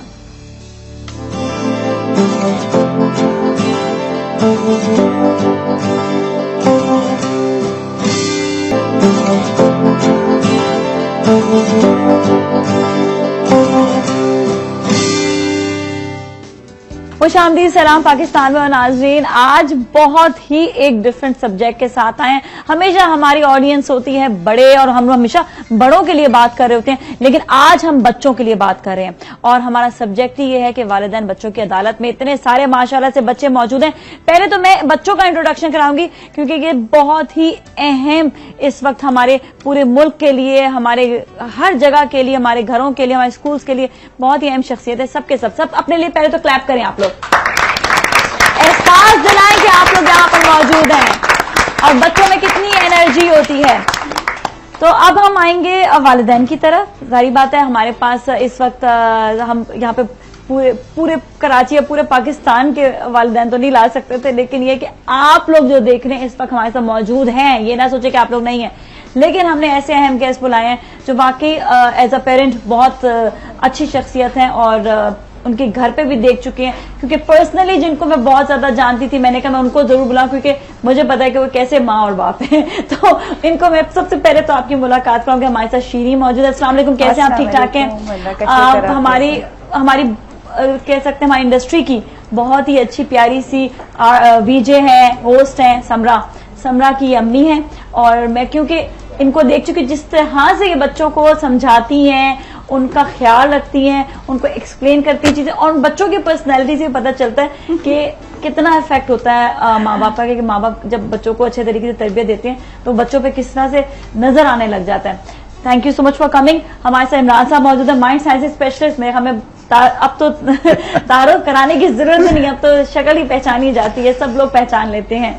और हमारे साथ शेफ नदीम मौजूद है, माशाल्लाह से इनके भी घर का ये हाल है, बच्चों से भी मुलाकात हो चुकी है, आपकी वाइफ से भी हो चुकी है, और माशाल्लाह से lovely father, I must say lovely father, बहुत अच्छे दोस्त हैं और बच्चों को ऐसे दोस्तों की तरह मैंने आपका रवैया देखा हमेशा बच्चों के साथ। नहीं होना चाहिए, इट्स वेरी इंपॉर्टेंट, स्पेशली जब बच्चे ग्रो हो रहे होते हैं तो I think it's very important. It's very important जब बच्चे ग्रो हो रहे होते हैं। तो आज बच्चों आप लोग बहुत सारे सवाल करना और जो दिल की बात है आप लोगों ने करनी है। अब छोटी सी बात लेकर आएंगे, उसको आप लोग समझ लें कि आज का हमारा सब्जेक्ट क्या है। बच्चे जो छोटी उम्र से सीखते आते वही वो बड़ी उम्र में भी अप्लाई करते हैं, ऐसे पुख्ता उनके जहन हो जाते हैं। बहुत सारी बातें होती हैं उनके दिल में, पेरेंट्स हर लिहाज से अच्छा डिलीवर करते हैं, नेचुरल बात है ये नहीं होता कि नहीं, हर लिहाज से माँ बाप जो है अपने बच्चे की तरबियत में कोई कमी महसूस नहीं होने देते हैं। यहाँ तक कि हम अपने माँ बाप के लिए उतना नहीं कर पाते जितना करना चाहिए, ये बड़े होकर हम यही देख रहे होते हैं। तो यहाँ पर ये बात आती है कि फिर भी बच्चों के दिलों में बड़ी सारी बातें रह जाती हैं, बहुत कुछ रह जाता है। थोड़ा से सवाल से पहले बात करेंगे और फिर मैं डायरेक्ट आप लोगों की तरफ आऊंगी, आप लोगों के सवालों की तरफ। जी इमरान साहब से शुरू करते हैं। बच्चे की पैदाइश से पहले जो माँ के ख्यालात होते हैं वो बच्चे की शख्सियत पे असरअंदाज होते हैं। उसकी पैदाइश से पहले से जो माँ के ख्यालात होते हैं वो उसकी शख्सियत पे असरअंदाज होते हैं। तो बच्चे की जो लर्निंग्स हैं वो उसकी पैदाइश से पहले शुरू हो चुकी होती है। माँ बाप का बहुत बड़ा रोल है इस लेवल के ऊपर कि जैसा जब हमने कहा कि बच्चे की पैदाइश से पहले से वो रोल मौजूद है कि वो क्या कैरेक्टरिस्टिक्स अपने अंदर इख्तियार कर रहा है जो उसके बच्चे के अंदर आ जाए। फिर माँ बाप को कॉन्स्टेंटली अपने आप को इम्प्रूव करने की जरूरत पड़ती है। आजकल जितना तेजी से जमाना जा रहा है, बच्चों की लर्निंग्स बहुत फास्ट हो गई हैं, उनके पास इन्फॉर्मेशन बहुत तेज आ रही है, तो माँ बाप जब पीछे रह जाते हैं तो फिर बच्चों में और माँ बाप के अंदर डिस्टेंस आ जाता है। बच्चे समझते हैं आप हमारी बात नहीं समझ सकते, क्योंकि माँ बाप को आगे बढ़ना पड़ेगा, बच्चों के लेवल के ऊपर जो है वो जाना पड़ेगा, माँ बाप को आगे बढ़ना पड़ेगा, ज्यादा बढ़ना पड़ेगा, बढ़ाने के वक्त ज्यादा बढ़ना पड़ेगा, क्योंकि इंटरनेट इन्फॉर्मेशन एज के अंदर हम मौजूद है। तो माँ बाप जो है वो हम उस टाइम के ऊपर थे जब इंटरनेट नहीं आया था या शुरू में आ रहा था, तो अब माँ बाप को बहुत तेजी से आगे आना पड़ेगा ताकि वो इन्फॉर्मेशन कैचअप कर सके और बच्चों के साथ वो रिलेशनशिप स्टैब्लिश कर सके कि बच्चा जो है वो हर बात आसानी से अपने माँ बाप के साथ पूछ सके। वो ये ना पूछे माँ बाप को क्यों पता होगा। और आजकल के बच्चों को जाहिर बात है ज्यादा इन्फॉर्मेशन इसलिए होती है क्योंकि वो डेफिनेटली आज की जो स्कूलिंग है, आजकल के बच्चे इतने तेज हैं ना और इतने माशाल्लाह समझदार भी हैं। मैं समझती हूँ पहले के बच्चे शायद इतने समझदार नहीं होते थे। आजकल एजुकेशन, नेट, ये सब कुछ इन लोगों ने बच्चों को बहुत आगे कर दिया है। तो पेरेंट्स को ये चाहिए कि वो नजर रखें, ख्याल रखें, बच्चों की अच्छी चीज को, उनकी तारीफ करें, उनके साथ चलें। हाँ, जहाँ बच्चे जरा गलत हैं या आपको पता है कि बच्चे गलत जगह जा रहे हैं, कोई गलत काम कर रहे हैं, उन्हें वहीं रोकें। उन बच्चों को पता होना चाहिए कि हमारे माँ बाप को ये चीज पसंद है। बास पेरेंट्स होते हैं वो डरते भी हैं, खौफजदा भी होते हैं कि अगर हम बच्चों वो को बस ज्यादा गलत रोक है। करेंगे एजुकेशन तो फैक्टर वो- जैसे डॉक्टर इमरान से इसके मतलब पेरेंट्स को भी इतना आगे होना चाहिए बच्चों के साथ साथ कि मतलब अगर आपको नॉलेज नहीं तो आप बच्चे को कैसे किस तरह से गाइडलाइन देंगे। वो तो फिर जो स्कूल से सीख के आ रहा है फिर वो डिस्टेंस इज ट्रू, फिर वो डिस्टेंस पैदा होना शुरू हो जाता है। लेकिन वही बात है, अगर जहाँ पर पेरेंट्स मना कर रहे हैं तो अभी शीरी ने भी कहा, तो वहां पर प्रॉब्लम ये आ जाती है कि वो समझते हैं कि अगर हम ज्यादा मना करेंगे तो बच्चे हमसे दूर हो जाएंगे। कोई बात नहीं, इनका ये दिल है, हमने ये अपने पास में नहीं किया था या हमारे वालिदैन ने हमें मना किया ये था, सोच होती तो है। वो हाँ, तो देखिए, हम मैंने यही कहा चीज ना, अपने बच्चों को ना वक्त के साथ दलील चेंज होगी ना, वक्त के साथ दलील चेंज होगी। जो हमारे पेरेंट्स का टाइम था और जो हमारा टाइम है उसके अंदर मैंने कहा ना हमें खुद को मोल्ड करना पड़ेगा, हमें अपनी कम्युनिकेशन स्किल्स को एनहांस करना पड़ेगा। हो सकता है कि उस टाइम पे अगर कोई ऐसी गलतियां हो रही थी वो आज नहीं होगी। मैं जैसे आज आपको बता रहा हूँ, उस टाइम के ऊपर फिजिकल अब्यूज ऑलमोस्ट अलाउ था, आज के दौर में अलाउ नहीं है। फिजिकल अब्यूज नहीं करेगा, एक्सेप्ट नहीं करेगा, और होना भी नहीं चाहिए, होना भी नहीं चाहिए, राइट, होना भी नहीं चाहिए। तो अब वो अगर आप चाहे वो बेहतरी के लिए कर रहे हो, there should be other ways, और बहुत सारे ऐसे तरीकेकार हैं बच्चों को समझाने के, बच्चों को बात करने के। क्यों मैं आपको कह रहा हूँ ना, अगर बच्चों के साथ दोस्ती हो गई तो बच्चे आपकी बात मानेंगे।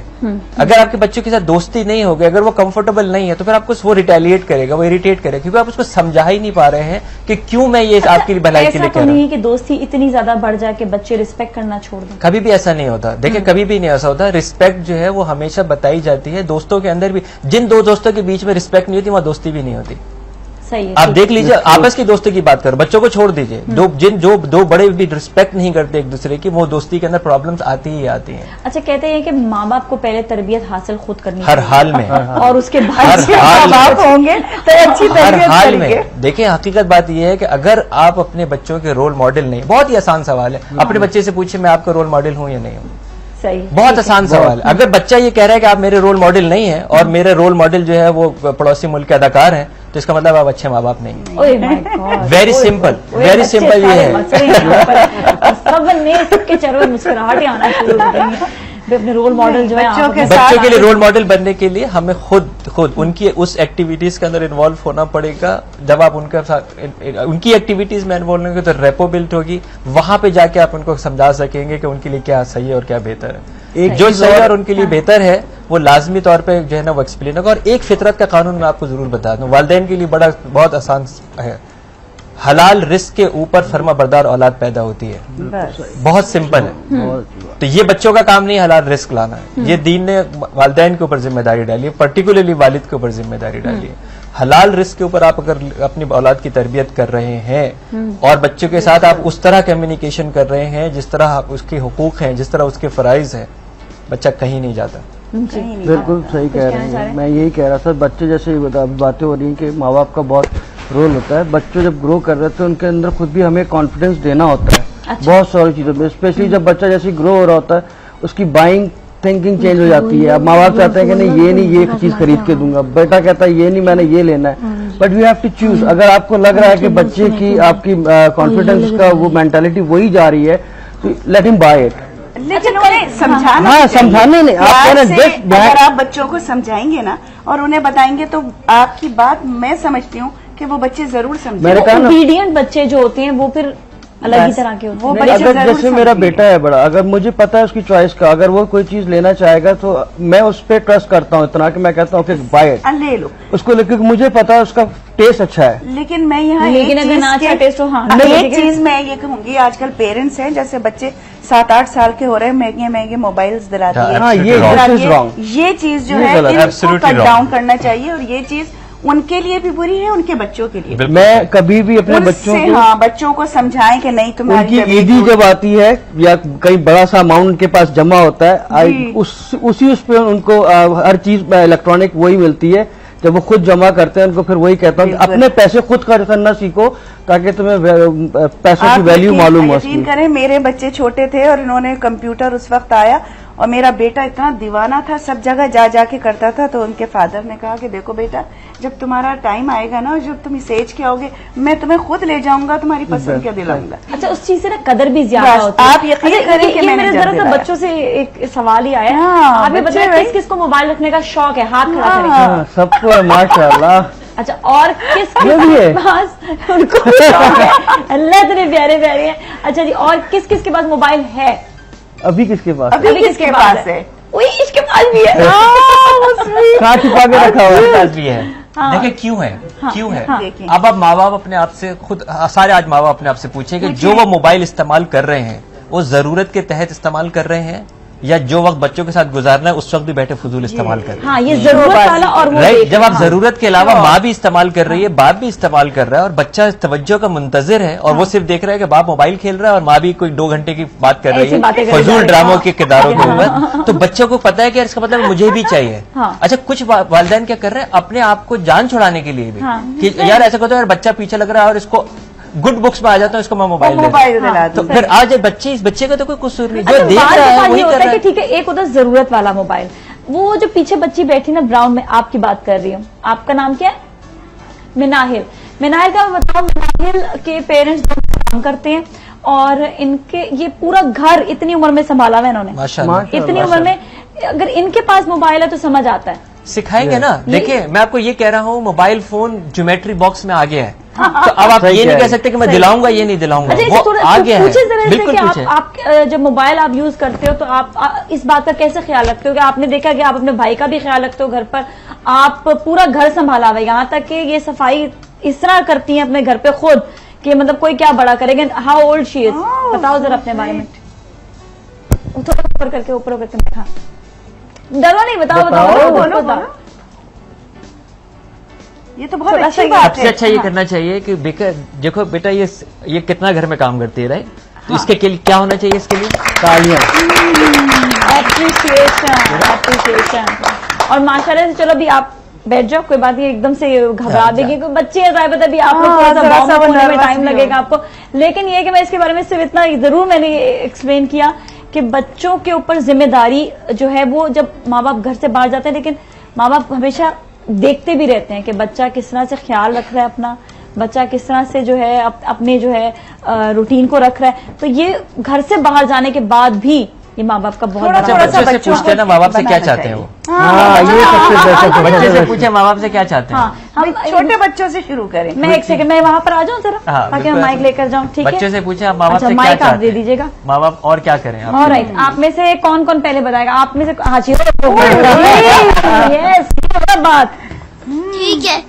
वैसे मैं मेरी अम्मी मुझे हेल्दी फूड बना के देती, मैं वो रोजाना खाता हूँ और रोजाना हेल्दी स्कूल जाता हूँ और मैं अच्छी पढ़ाइयाँ करता हूँ और मैं बेस्ट हूँ क्लास में कि नंबर 1 ना जाऊँ मैं। और तो आपको क्या कहना चाहिए? आई लव यू मॉमी, कहो I love you mommy. I love you mom. और मेरे अम्मी समझदार, मेरी होल फैमिली अच्छी है। ये कॉन्फिडेंस मैं बताती हूँ कि ये देखें यहाँ पर, ये मुझे लगता है ये नंबर 1 आते ही होंगे, क्योंकि ये नंबर 1 यहाँ पर भी आ गई है। वेरी गुड, बड़ा कॉन्फिडेंस है। अच्छा जी, आप में से कोई और सवाल करेगा कि आप लोग क्या चाहते हैं? कोई भी अपना सवाल अपने दिल का, आप कुछ कहोगे जी? खड़े हो जाओ, खड़े हो जाओ, खड़े होकर। स्कूल में क्लास में इतनी अच्छी पढ़ाई करती हूँ, हर चीज होती है, फर्स्ट आती ही नहीं हूँ। अच्छा, फर्स्ट नहीं आती हो, फिर अब घर पे पढ़ते हो आप? घर पे भी पढ़ते हो? अच्छा, इनका सवाल है फर्स्ट नहीं आती है। देखो बेटा, क्लास के अंदर 30 बच्चे होते हैं, 40 प्रीफेक्ट भी थी मैं। ओके, प्रीफेक्ट 30 भी बच्चे थी। होते हैं, 40 बच्चे होते हैं, राइट? 30 बच्चे होते हैं, 40 बच्चे होते हैं, राइट? 19 बच्चे होते हैं। हमेशा 19 में कोई एक फर्स्ट आता है, राइट? अच्छा, जो सेकंड आता है वो ऐसा नहीं कि वो फेल होता है। फर्स्ट सेकंड थर्ड एक क्या? पिछली बार फर्स्ट सेकंड थर्ड 3 आई थी। ठीक है, 3 आई थी। First second third. अच्छा, अच्छा, आप ये बताओ कि आप ये चाहते हो कि आपको सब्जेक्ट ज्यादा से ज्यादा आ जाए या आपको फर्स्ट खाली आ जाओ? लर्निंग ज्यादा हो या मुझे ज्यादा लर्निंग हो, मुझे सब्जेक्ट ज्यादा अच्छा आ रहा हो या मेरे नंबर ज्यादा अच्छे आ रहे हो? नंबर ज्यादा अच्छा। बेटा, मैं आपको एक काम की बात बताऊं, मैं आपको काम की बात बताऊं, दुनिया के अंदर जो लोग ज्यादा हुकूमत करते हैं उनके नंबर ज्यादा आगे नहीं आए हुए होते। आइंस्टाइन के नंबर ज्यादा नहीं आए हुए थे, एडिसन के नंबर ज्यादा नहीं आए हुए थे। ये वो लोग नहीं है। आज के दौर के अंदर भी जो है वो बिल गेट्स के नंबर ज्यादा नहीं आए हुए थे। चीटिंग करके आ जाती है चीट फर्स्ट। वो चीटिंग करके आती है। अच्छी बात है कि आपकी नंबर नॉलेज तो है, आपकी नॉलेज है। अगर कोई चीटिंग करके आ रहा है तो वो आज चीटिंग कर रहा है, जब वो प्रैक्टिकल फील्ड में आएगा तो उसका कोई हेल्प नहीं पीछे रह जाएगा, आप आगे निकल जाओ। लेकिन इस बात से आपने जो है ना दिल बर्दाश्त नहीं होना। मैं एक बात आपने और फाइट करनी है। बल्कि मैं अपनी मिसाल जरूर दूंगी कि मुझे शौक था, फर्स्ट सेकंड थर्ड तो कम से कम आ जाओ, थर्ड तो आ जाओ, मैं वो भी नहीं आती थी। लेकिन आज मैं जिस जगह पे मौजूद हूँ ना, अल्लाह का लाख लाख शुक्र है, मैं सोचती हूँ मैं उन लोगों से अभी भी बहुत आगे हूँ जो मेरी क्लास में फर्स्ट सेकंड थर्ड आते थे। खुदारा वालिदैन अपने बच्चों को फर्स्ट सेकंड थर्ड की दौड़ में ना लगाएं, ना लगाएं कि क्लास के अंदर जो बाकी बच्चे होते हैं वो अबव एवरेज बच्चे होते हैं, उनकी लर्निंग्स होती है, वो इस मुल्क को चलाने के लिए, इस दुनिया को चलाने के लिए टॉप 3 नहीं चलाते हैं। वो तो बेटा जॉब कर रहे होते हैं। बिल्कुल। आपने कभी सोचा अपने बेटों के लिए कि वो फर्स्ट सेकंड थर्ड में ही आए? नहीं, मैंने बिल्कुल एग्जैक्टली जो बात कह रहा हूं, मैं बच्चों को कहता हूँ, मैं सबसे पहले तो ये कि जब हम वापस इंग्लैंड से आए थे तो हमें सबसे ज्यादा एजुकेशन जो पाकिस्तान के अंदर इस वक्त चल रही है, मैं उसमें ज्यादा हैप्पी हूँ कि जो एक हमारा जमाना था रट्टा, कि मतलब रट्टे मार मार के हम जाते थे और एग्जाम देकर आते थे, टू बी ऑनेस्ट ये था। आजकल उनका लर्निंग पॉइंट ऑफ व्यू बहुत चेंज हो गया है। अब वो ज्यादातर बहुत समझ के और हर चीज को, माँ अम्मी कहती हैं जब एग्जाम देने जाते हैं, मेरी वाइफ जो है बेटे को 10 दफा पहले क्वेश्चन को पहले रीड कर लेना आंसर लिखने से पहले। You have to understand the question. इसमें एक और बड़ी अच्छी चीज आती है कि जब आप समझ के आप पेपर देते हैं, बिल्कुल, तो वो कामयाबी आपकी सिर्फ उस वक्त नहीं सारी जिंदगी के लिए होती है। इनसे सवाल करते हैं जी। जब हम लोग जा रहे होते हैं बात करने अपने वालिदैन से, तो वो बात कर रहे थे, हम बोलते हैं कोई क्वेश्चन करना है हमें, तो बोलते हैं बेटा बाद में करना, हमारे दिमाग से वो क्वेश्चन निकल जाता है। ओए ओए, क्या बात है, बिल्कुल सही है। होता है पेरेंट्स के लिए तो ये है कि वो पहले बच्चों को उनकी बात सुने। अगर बच्चा उनके पास आया है तो सारे काम छोड़ दें, इसलिए कि जो बच्चे अपनी औलाद इम्पोर्टेंट है, वो कोई नहीं है। यही तरबियत है माँ की और बाप की कि बच्चा अगर आया है तो पहले कहें हाँ बेटा बोलो, उसकी बात सुने और फिर वो अपना काम करें। तो इसलिए आपके मम्मा बाबा से ये हम लोग कहेंगे कि पहले अपने बच्चों की बात सुने फिर दूसरे काम। अच्छा बेटा, जब वो आप बात उनसे पूछते हैं उस वक्त वो क्या कर रहे होते हैं? उस वक्त कभी वो अपना वो टीवी चैनल लेके रहते हैं, अपने फ्रेंड से बात कर रहे होते हैं। अच्छा, और ये भी हो सकता है कि वो फ्रेंड से बिजनेस की जरूरी बात कर रहे हैं। हो सकता है, राइट? ऑफिस के बारे में भी बात कर रहे होते हैं। आपको पेंट चाहिए, आपको शर्ट चाहिए, आपको बुक्स चाहिए, आपको टीवी चाहिए, आपको फूड चाहिए, राइट? ये सारी चीजें डैडी को भी चाहिए। डैडी का काम है कि हर हाल में आपके लिए लेके आए, उनके पास हो या ना हो वो लेके आए, राइट? डैडी एक्स्ट्रा काम करते हैं, जो मुल्क के हालात हैं उसके बावजूद भी सारी चीजें आपके लिए घर लेके आते हैं। तो आप ये बाज़ दफ़ा ये भी होता है कि वो उसके बाद भी आने के बाद किसी ऐसे जरूरी काम के लिए काम कर रहे हो जिसके लिए आपके लिए काम कर रहे हो, क्योंकि वो अर्न करेंगे तो आपके लिए चीजें लेके आएंगे, राइट? तो इसलिए अकोमोडेट करने के लिए जरूर है हम उनका सिर्फ वेट करें और उसके बाद फिर एक्सक्यूज में कह के daddy can I talk to you now, क्या हम आपसे अब बात कर सकते हैं? हाँ, अपनी तो आप बातों ये को चीज जरूर देखेंगे कि ये देखने। जरूर होता है कि देखें बाज दफा बेटा इतना ज्यादा काम करना पड़ता है आजकल के हालात की वजह से। माँ भी काम करती है, बाज दफा बाप भी काम करते हैं, इसलिए काम करते हैं ताकि आप लोगों की अच्छी तालीम दिलाई जा सके, आप लोगों को अच्छे स्कूल में भेजा जा सके। अच्छा जी, सही, चलिए। सवालत करने से मना करती हैं, सवालत करने से मना करती हैं, मैं सवालत करें तो डांट के भेज देती हैं।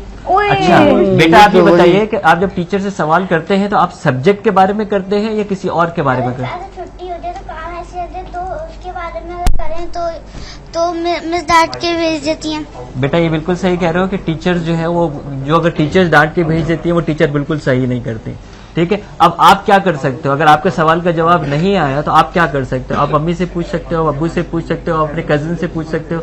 आप लोग जब किसी के घर जाते हैं राइट, तो हम क्या करते हैं, यार छुट्टी आओ यार सिर्फ खेलते हैं, लेकिन वहां ऐसे बहुत सारे एल्डर कजन्स होते हैं जो आपके सवाल का जवाब दे सकते हैं। आपको तो लर्निंग चाहिए राइट। मेरे सवाल का जवाब मेरी टीचर ने नहीं दिया तो सिर्फ ये सोचिए और कौन दे सकता है, मेरी फैमिली में कौन दे सकता है, मेरे फ्रेंड्स में कौन दे सकता है, ताकि आपको आपके सवालों का जवाब मिल जाए। और ये बिल्कुल ठीक है कि टीचर्स को ये चाहिए कि वो आपके सवाल के जवाब दें, लेकिन बेटा छुट्टी के बाद जब वो अपने घर नहीं पहुंचेंगे तो उनके बच्चे भी तो इंतजार कर रहे हैं राइट। सही है, अब उनके बच्चे भी तो घर में इंतजार कर रहे हैं ना, छुट्टी के बाद उनको भी घर जाना है। हाँ, राइट। चलिए ठीक है, ये इम्पोर्टेंट कुछ बातें हैं। इन बच्चों की बहुत सारी शिकायत हैं, अभी हम ये दोबारा सुनेंगे, लेकिन एक छोटे से ब्रेक है। सारा भी हम आते हैं आपकी तरफ भी, लेकिन ब्रेक लेंगे, ब्रेक फिर मिलेंगे, कहीं ना जाए।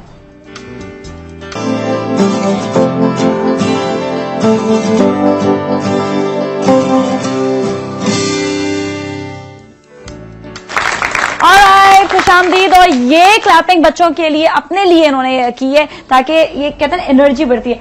आपने एक बार बताया भी था है ना कि इससे क्लैपिंग करने से एनर्जी बढ़ती है, ब्लड सर्कुलेशन बढ़ती है, ब्लड सर्कुलेशन बढ़ती है, तो क्लैपिंग करते रहना चाहिए। जी सारा, मुझे पूछना था कि जब कराची में कोई जल्दी होता है, इधर कोई क्या सोचता है कि कोई एम्बुलेंस को हॉस्पिटल जाना होगा तो वो कैसे जाएगी?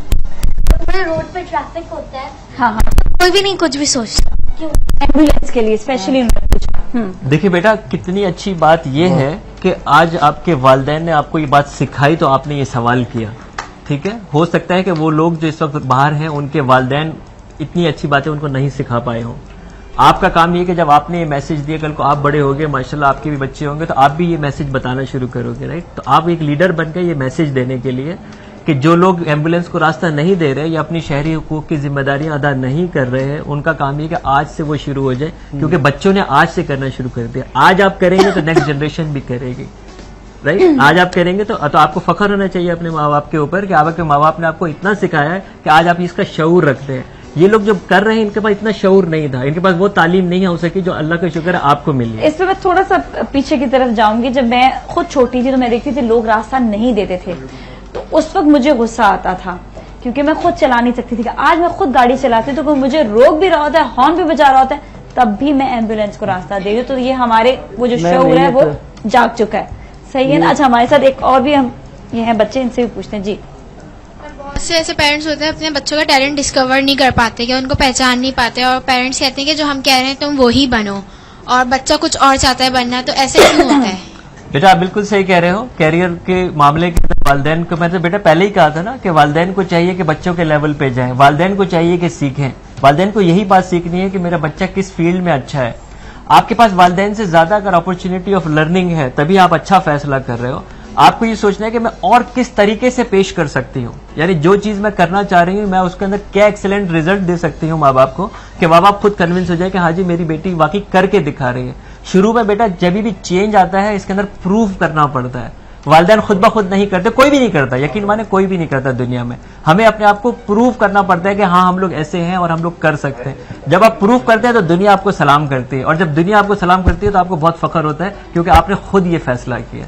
थोड़ा सा तकलीफ दे रास्ता है, लेकिन आगे चल के आप रोल मॉडल बनते हो, मुकम्मल बनते हो, कामयाब इंसान बनते हो। जी श्री, आप कुछ कहेंगे इस बार? बस मैं यही कहूंगी कि पेरेंट्स और बच्चों को देखना चाहिए। बाज वक्त बच्चा ऐसा भी होता है कि आप कोई चीज करना चाहते हो और आपके पेरेंट ये समझते हैं कि शायद कहीं आपको आगे चल के इसमें डिफिकल्टीज ना हो, समझे कि इसमें आप वीक हो, तो क्यों ना कोई और फील्ड ले लो जो इसमें आप आगे चल सको, आपको कोई प्रॉब्लम होते हैं ना। ये बात पेरेंट्स को मतलब बच्चों को भी थोड़ा बहुत मैं समझती हूँ ये बात समझना चाहिए। और अगर आप में इतनी है हौसला तो आप प्रूफ करके दिखाओ, और आप प्रूफ करो और आप अपने पेरेंट्स को समझाओ कि कि नहीं मैं ये कर सकती हूँ। आप जब प्रूव करोगे तो पेरेंट्स तो आपकी खुशी चाहेंगे। सही है, ठीक है। आप कुछ कहना चाहते हैं? क्वेश्चन ये है कि मोस्टली टीचर्स जो होते हैं स्कूल में वो कंपैरिजन कर देते हैं गुड स्टूडेंट्स और डल स्टूडेंट्स, और अगर कोई एक्टिविटीज होती है तो सिर्फ उन्हीं बच्चों को पॉइंट आउट करते हैं जो गुड स्टूडेंट्स होते हैं, लेकिन डल वन को चांस ही नहीं देते, थिंकिंग कर नहीं पाएंगे हम लोग, मतलब एक्टिविटी खराब हो जाएगी। ऐसा क्यों होता है? ऐसा इसलिए होता है बेटा कि हम लोग दीन को सही फॉलो नहीं कर रहे बहैसियत इंसान की। अल्लाह के रसूल सल्लल्लाहु अलैहि वसल्लम ने फरमाया कि अपने बच्चों में फर्क ना करो। ये तो स्टूडेंट्स की बात हो रही है ना, वहाँ वालिदैन को कह रहे हैं कि अपने बच्चों में फर्क ना करो। किसी की कोई सलाहियत होती है, किसी की कोई सलाहियतें होती हैं। आप लोग आज करो कि जो हम अच्छे टीचर्स बनेंगे, राइट, हम सिर्फ डॉक्टर्स इंजीनियर्स नहीं बनेंगे, हम अच्छे टीचर्स बनेंगे। जब आप अपने अच्छे टीचर्स बनेंगे तो आप वो टीचर्स बनोगे जिसकी वजह से आपको शिकायत है, राइट, कि टीचर्स फर्क कर रहे हैं। आप टीचर बनोगे तो आप फर्क नहीं करोगे, राइट। और अगेन डल स्टूडेंट का अगर कोई लेबल लगता है तो उसको प्रूव करना पड़ेगा अपने आप को, राइट। अगर कोई आके कहता है कि कोई भी आपको अगर आके कहता है तुम डल स्टूडेंट हो, तो आप उसको कहें आपको ओपिनियन है, मैं प्रूव कर सकते हूँ कि मैं अच्छी हूँ, राइट। तो आपको प्रूव करना पड़ेगा। जब आप प्रूव करोगे दुनिया आपको सलाम करेगी। अच्छा, इसी वाले से आपको कोई सवाल है? हाँ। जब भी अगर टीचर अगर क्लास से आती है, चौक से हम अगर कोई बच्चा हमारे क्लास में काम करने खड़ा होता है और टीचर ने देखती है, वो उनको मारती है कि क्यों ब्लैक बोर्ड पे काम करते हो, चौक से हो जाएंगी। बेटा देखो टीचर की एक्टिविटी ये टीचर की तरफ है। टीचर्स को एक तो मैंने आपको कहा ना कि मारना नहीं चाहिए, राइट। अगर टीचर्स मारते हैं तो गलती करते हैं, राइट। जैसे हम गलती करते हैं ऐसे टीचर भी गलती करते हैं। टीचर भी एक इंसान है, उनको नहीं करना चाहिए। टीचर्स को आज के प्रोग्राम का सारा पाकिस्तान देख रहा है। टीचर्स को हम आपकी तवज्जुह से ये पैगाम दे रहे हैं कि बच्चों के साथ सख्ती किसी भी सूरत बच्चों के लिए अच्छी नहीं है, ठीक है। आपका मैसेज हमने सब टीचर्स को पहुंचा दिया, और वो टीचर जिसकी तरफ आप इशारा करें उन्होंने भी सुन लिया। अच्छा, मेरे को टीचर का सवाल है तो मैं वो हाथ खड़ा करें टीचर्स के लिए। वालिदैन का सवाल अच्छा, वालिदैन का भी सवाल, ताकि हम एज बीइंग अ वालिदैन आपको जवाब दे सकें कि चलिए एक टीचर्स की तरफ सबसे एक साथ सुन लेते हैं। हाँ, ठीक है, ताकि इनकी शिकायत इनके भी दिल में ना रह जाए। एक एक करके आप जल्दी से बताते जाओ क्या शिकायत है। नहीं, पहले ये बताएंगे फिर आप बैठे रहो। हमारी एक टीचर है, वो बहुत जोर जोर से चीख कर समझाती हैं, तो हमें अगर कोई उसमें कंफ्यूजन होती है तो हम फिर उनसे पूछते हुए डरते हैं। अच्छा, आपका नहीं है? अच्छा, आप कुछ कहोगे टीचर के हवाले से? अच्छा, एक सेकंड मैं उधर क्यूट। हाँ, आपको पता है टीचर क्यों के डांटती है, और वो प्यार में डांटती है। वो ऐसे नहीं डांटती कि टीचर अगर डांटती है ना ऐसे ही इसका मतलब टीचर गद्दी होती है, लेकिन टीचर अच्छी है, टीचर हमें सही पढ़ाती हैं। वैसे मेरे अब्बा है ना, मैं अच्छी बात करता हूँ ना वो मान लेते हैं, और मेरी अम्मी मुझे हमेशा रोज स्कूल भेजती है। क्लैप होनी चाहिए, क्लैप होना चाहिए।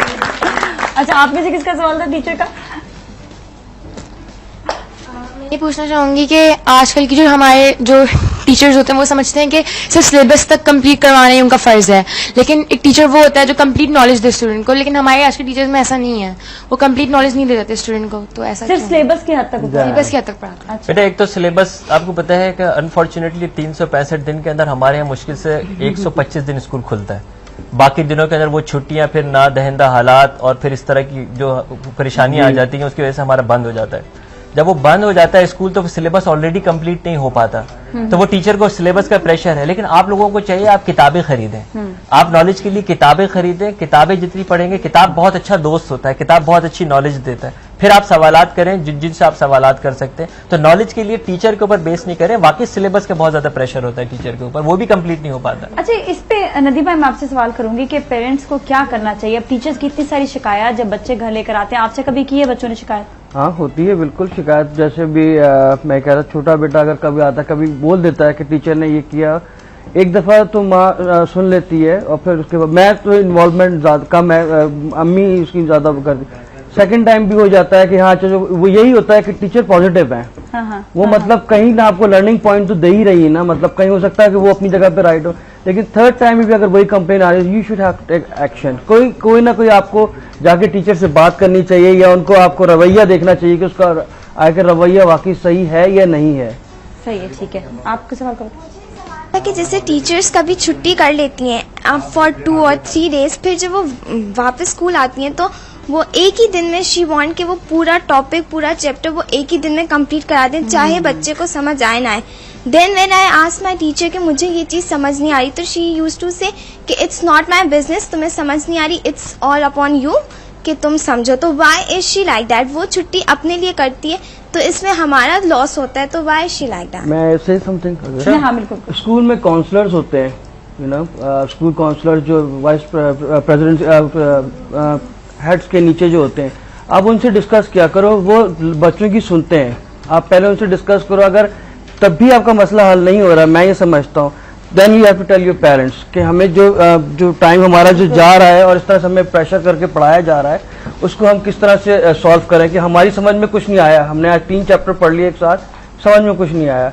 तो पहले तो स्कूल की हद तक ही आप कोशिश करें कि मसले को हल करें, और नहीं होता है तो फिर अपने पेरेंट्स को बोलें ताकि वो उसको फॉलो अप करें। बेटा अपने पेरेंट्स को डायरी जरूर दिखाएं, हर स्कूल में डायरी होती है, अपने पेरेंट्स को डायरी जरूर दिखाएं और अपने अम्मी अब्बू से कहें कि प्रिंसिपल के नाम नोट लिखें, प्रिंसिपल के नाम नोट लिखें, प्रिंसिपल के पास नोट जाता है, प्रिंसिपल टेक एक्शन करते हैं। ऐसा नहीं होता है कि वो टीचर, मतलब वो अच्छे स्कूल जो हैं वो फिर वो टीचर्स को बुलाते हैं और टीचर्स को समझाते हैं, लेकिन अगर हम कोई सवाल नहीं करेंगे राइट अथॉरिटी पे तो फिर वो उसका हल वही मैंने कहा ना, काउंसलर पेरेंट्स से जरूर लिखवाएं, अपने पेरेंट्स से बात करें। एग्जैक्टली। आप कुछ कहना चाहोगे? जब कोई चीज़ टूटती है घर में तो या तो फिर कोई प्रॉब्लम होती है तो पेरेंट्स बड़े बच्चे को हमेशा क्यों डांटते हैं? डिफरेंशिएट क्यों होता है? बड़े बच्चे को, बेटा बड़े बच्चे को इसलिए डांटते हैं कि वो एक प्रिपेयर कर रहे होते हैं बड़े बच्चे को। बड़े बच्चा जो होता है ना, वो फखर होता है माँ बाप का, माँ बाप उसको अपना सेकंड समझते हैं। माँ बाप ये समझते हैं कि जब मैं नहीं होऊंगा तो ये मेरा नेमुल बदल होगा, ये टेक केयर करेगा, मेरे घर का हेड ये होगा। तो जब वो उसको प्रिपेयर करने के लिए उसको टफ बनाना पड़ता है, और वो टफ बनाने के लिए उसको कहते हैं कि देखो तुम्हारी रिस्पॉन्सिबिलिटी होगी, कल को हम नहीं होंगे दुनिया के अंदर तो छोटे बहन भाई भी तुम्हारी तरह होंगे। हमारा दीन ये कहता है कि जो बड़े हैं उनका हक ऐसा ही होता है जैसे बाप का, यानी बड़े भाई का हक ऐसा ही होता है जैसे बाप का, तो उसकी रिस्पेक्ट भी इतनी ही होती है। तो आप जब बड़े होते हैं तो आपको रिस्पेक्ट भी नीचे वालों से इतनी ही मिलती है। क्यों मिलती है? कि आपको प्रिपेयर कर रहे होते हैं। वालिदैन अपने बच्चों के अंदर फर्क नहीं करते हैं बेटा, वो आपको तैयार कर रहे हैं। बिल्कुल सही कहा आपने। जो बड़ा बच्चा है वो हमारा ज्यादा समझदार है, हाँ। उससे ही पूछते हैं कि बेटा तुमसे टूट गया, छोटे बहन भाई से टूटा है, तो वो बड़ा बच्चा जो होता है, जाहिर है जब घर में होता है तो वो अपने छोटे बहन भाइयों को जरूर नहीं, देखते हैं। एक चीज और बताऊंगा, मेरे भी 2 बेटे हैं माशाल्लाह। हाँ। एक बड़ा वाला जब करता है उसको अगर डांट पड़ती है तो वो कहता, वो यही सवाल करता है कि मुझ पे ही हर बात क्यों नहीं, तो उसको हम ये कहते हैं जब छोटा आपकी एज में आएगा हम आपके उसके साथ भी वही करेंगे, आप एज के साथ ग्रो हो रहे हो, बस ये बात होती है। बिल्कुल से। अच्छा, ये काफी देर से वेट कर रहे हैं जी।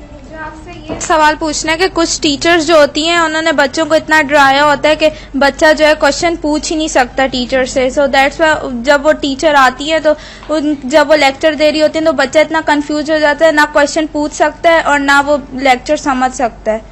तो बेटा हम इसीलिए पाकिस्तान के अंदर टीचर्स ट्रेनिंग प्रोग्राम करवा रहे हैं, जो यूके यूएस के अंदर जो है वो कंपलसरी है उनके एजुकेशन सिस्टम में। हम कॉन्स्टेंटली यहाँ पे फ्री एजुकेशन ट्रेनिंग्स टीचर्स को दे रहे हैं, मदर्स को दे रहे हैं, ताकि वो फियर्स आप लोगों के अंदर इंस्टॉल ना कर सकें, जिसकी वजह से सारा टैलेंट जो है वो जाया हो जाता है। टीचर भी प्रॉपरली ट्रेंड होकर नहीं आ रहे ना, हमारे इतने अच्छे अच्छे इदारे नहीं है जहाँ टीचर्स बहुत अच्छे ट्रेंड होकर आ रहे हैं, तो इसीलिए हम लोग ट्रेनिंग्स का प्रोग्राम जो है ना वो कर रहे हैं। और अगेन आपकी तवज्जुह से उस टीचर को ये मैसेज पहुंच गया है कि अगर आप खौफ की हालत में बच्चों को पढ़ाएंगे तो लर्निंग अच्छी नहीं होगी। अच्छा जी, ये बहुत देर से कभी ज़्यादा खड़ा हुआ है बेचारा। हमारी टीचर इतना ज्यादा होमवर्क देती है, हम कर नहीं सकते, थक जाते हैं। बिल्कुल सही, ये बात बहुत सही है। एक बात बताइए कि आपकी क्लास में कितने बच्चे हैं? 31 के 31 को होमवर्क मिलता है या सिर्फ आपको मिलता है? और 31 के 31 में कोई कर पाता है या सब नहीं कर पाते?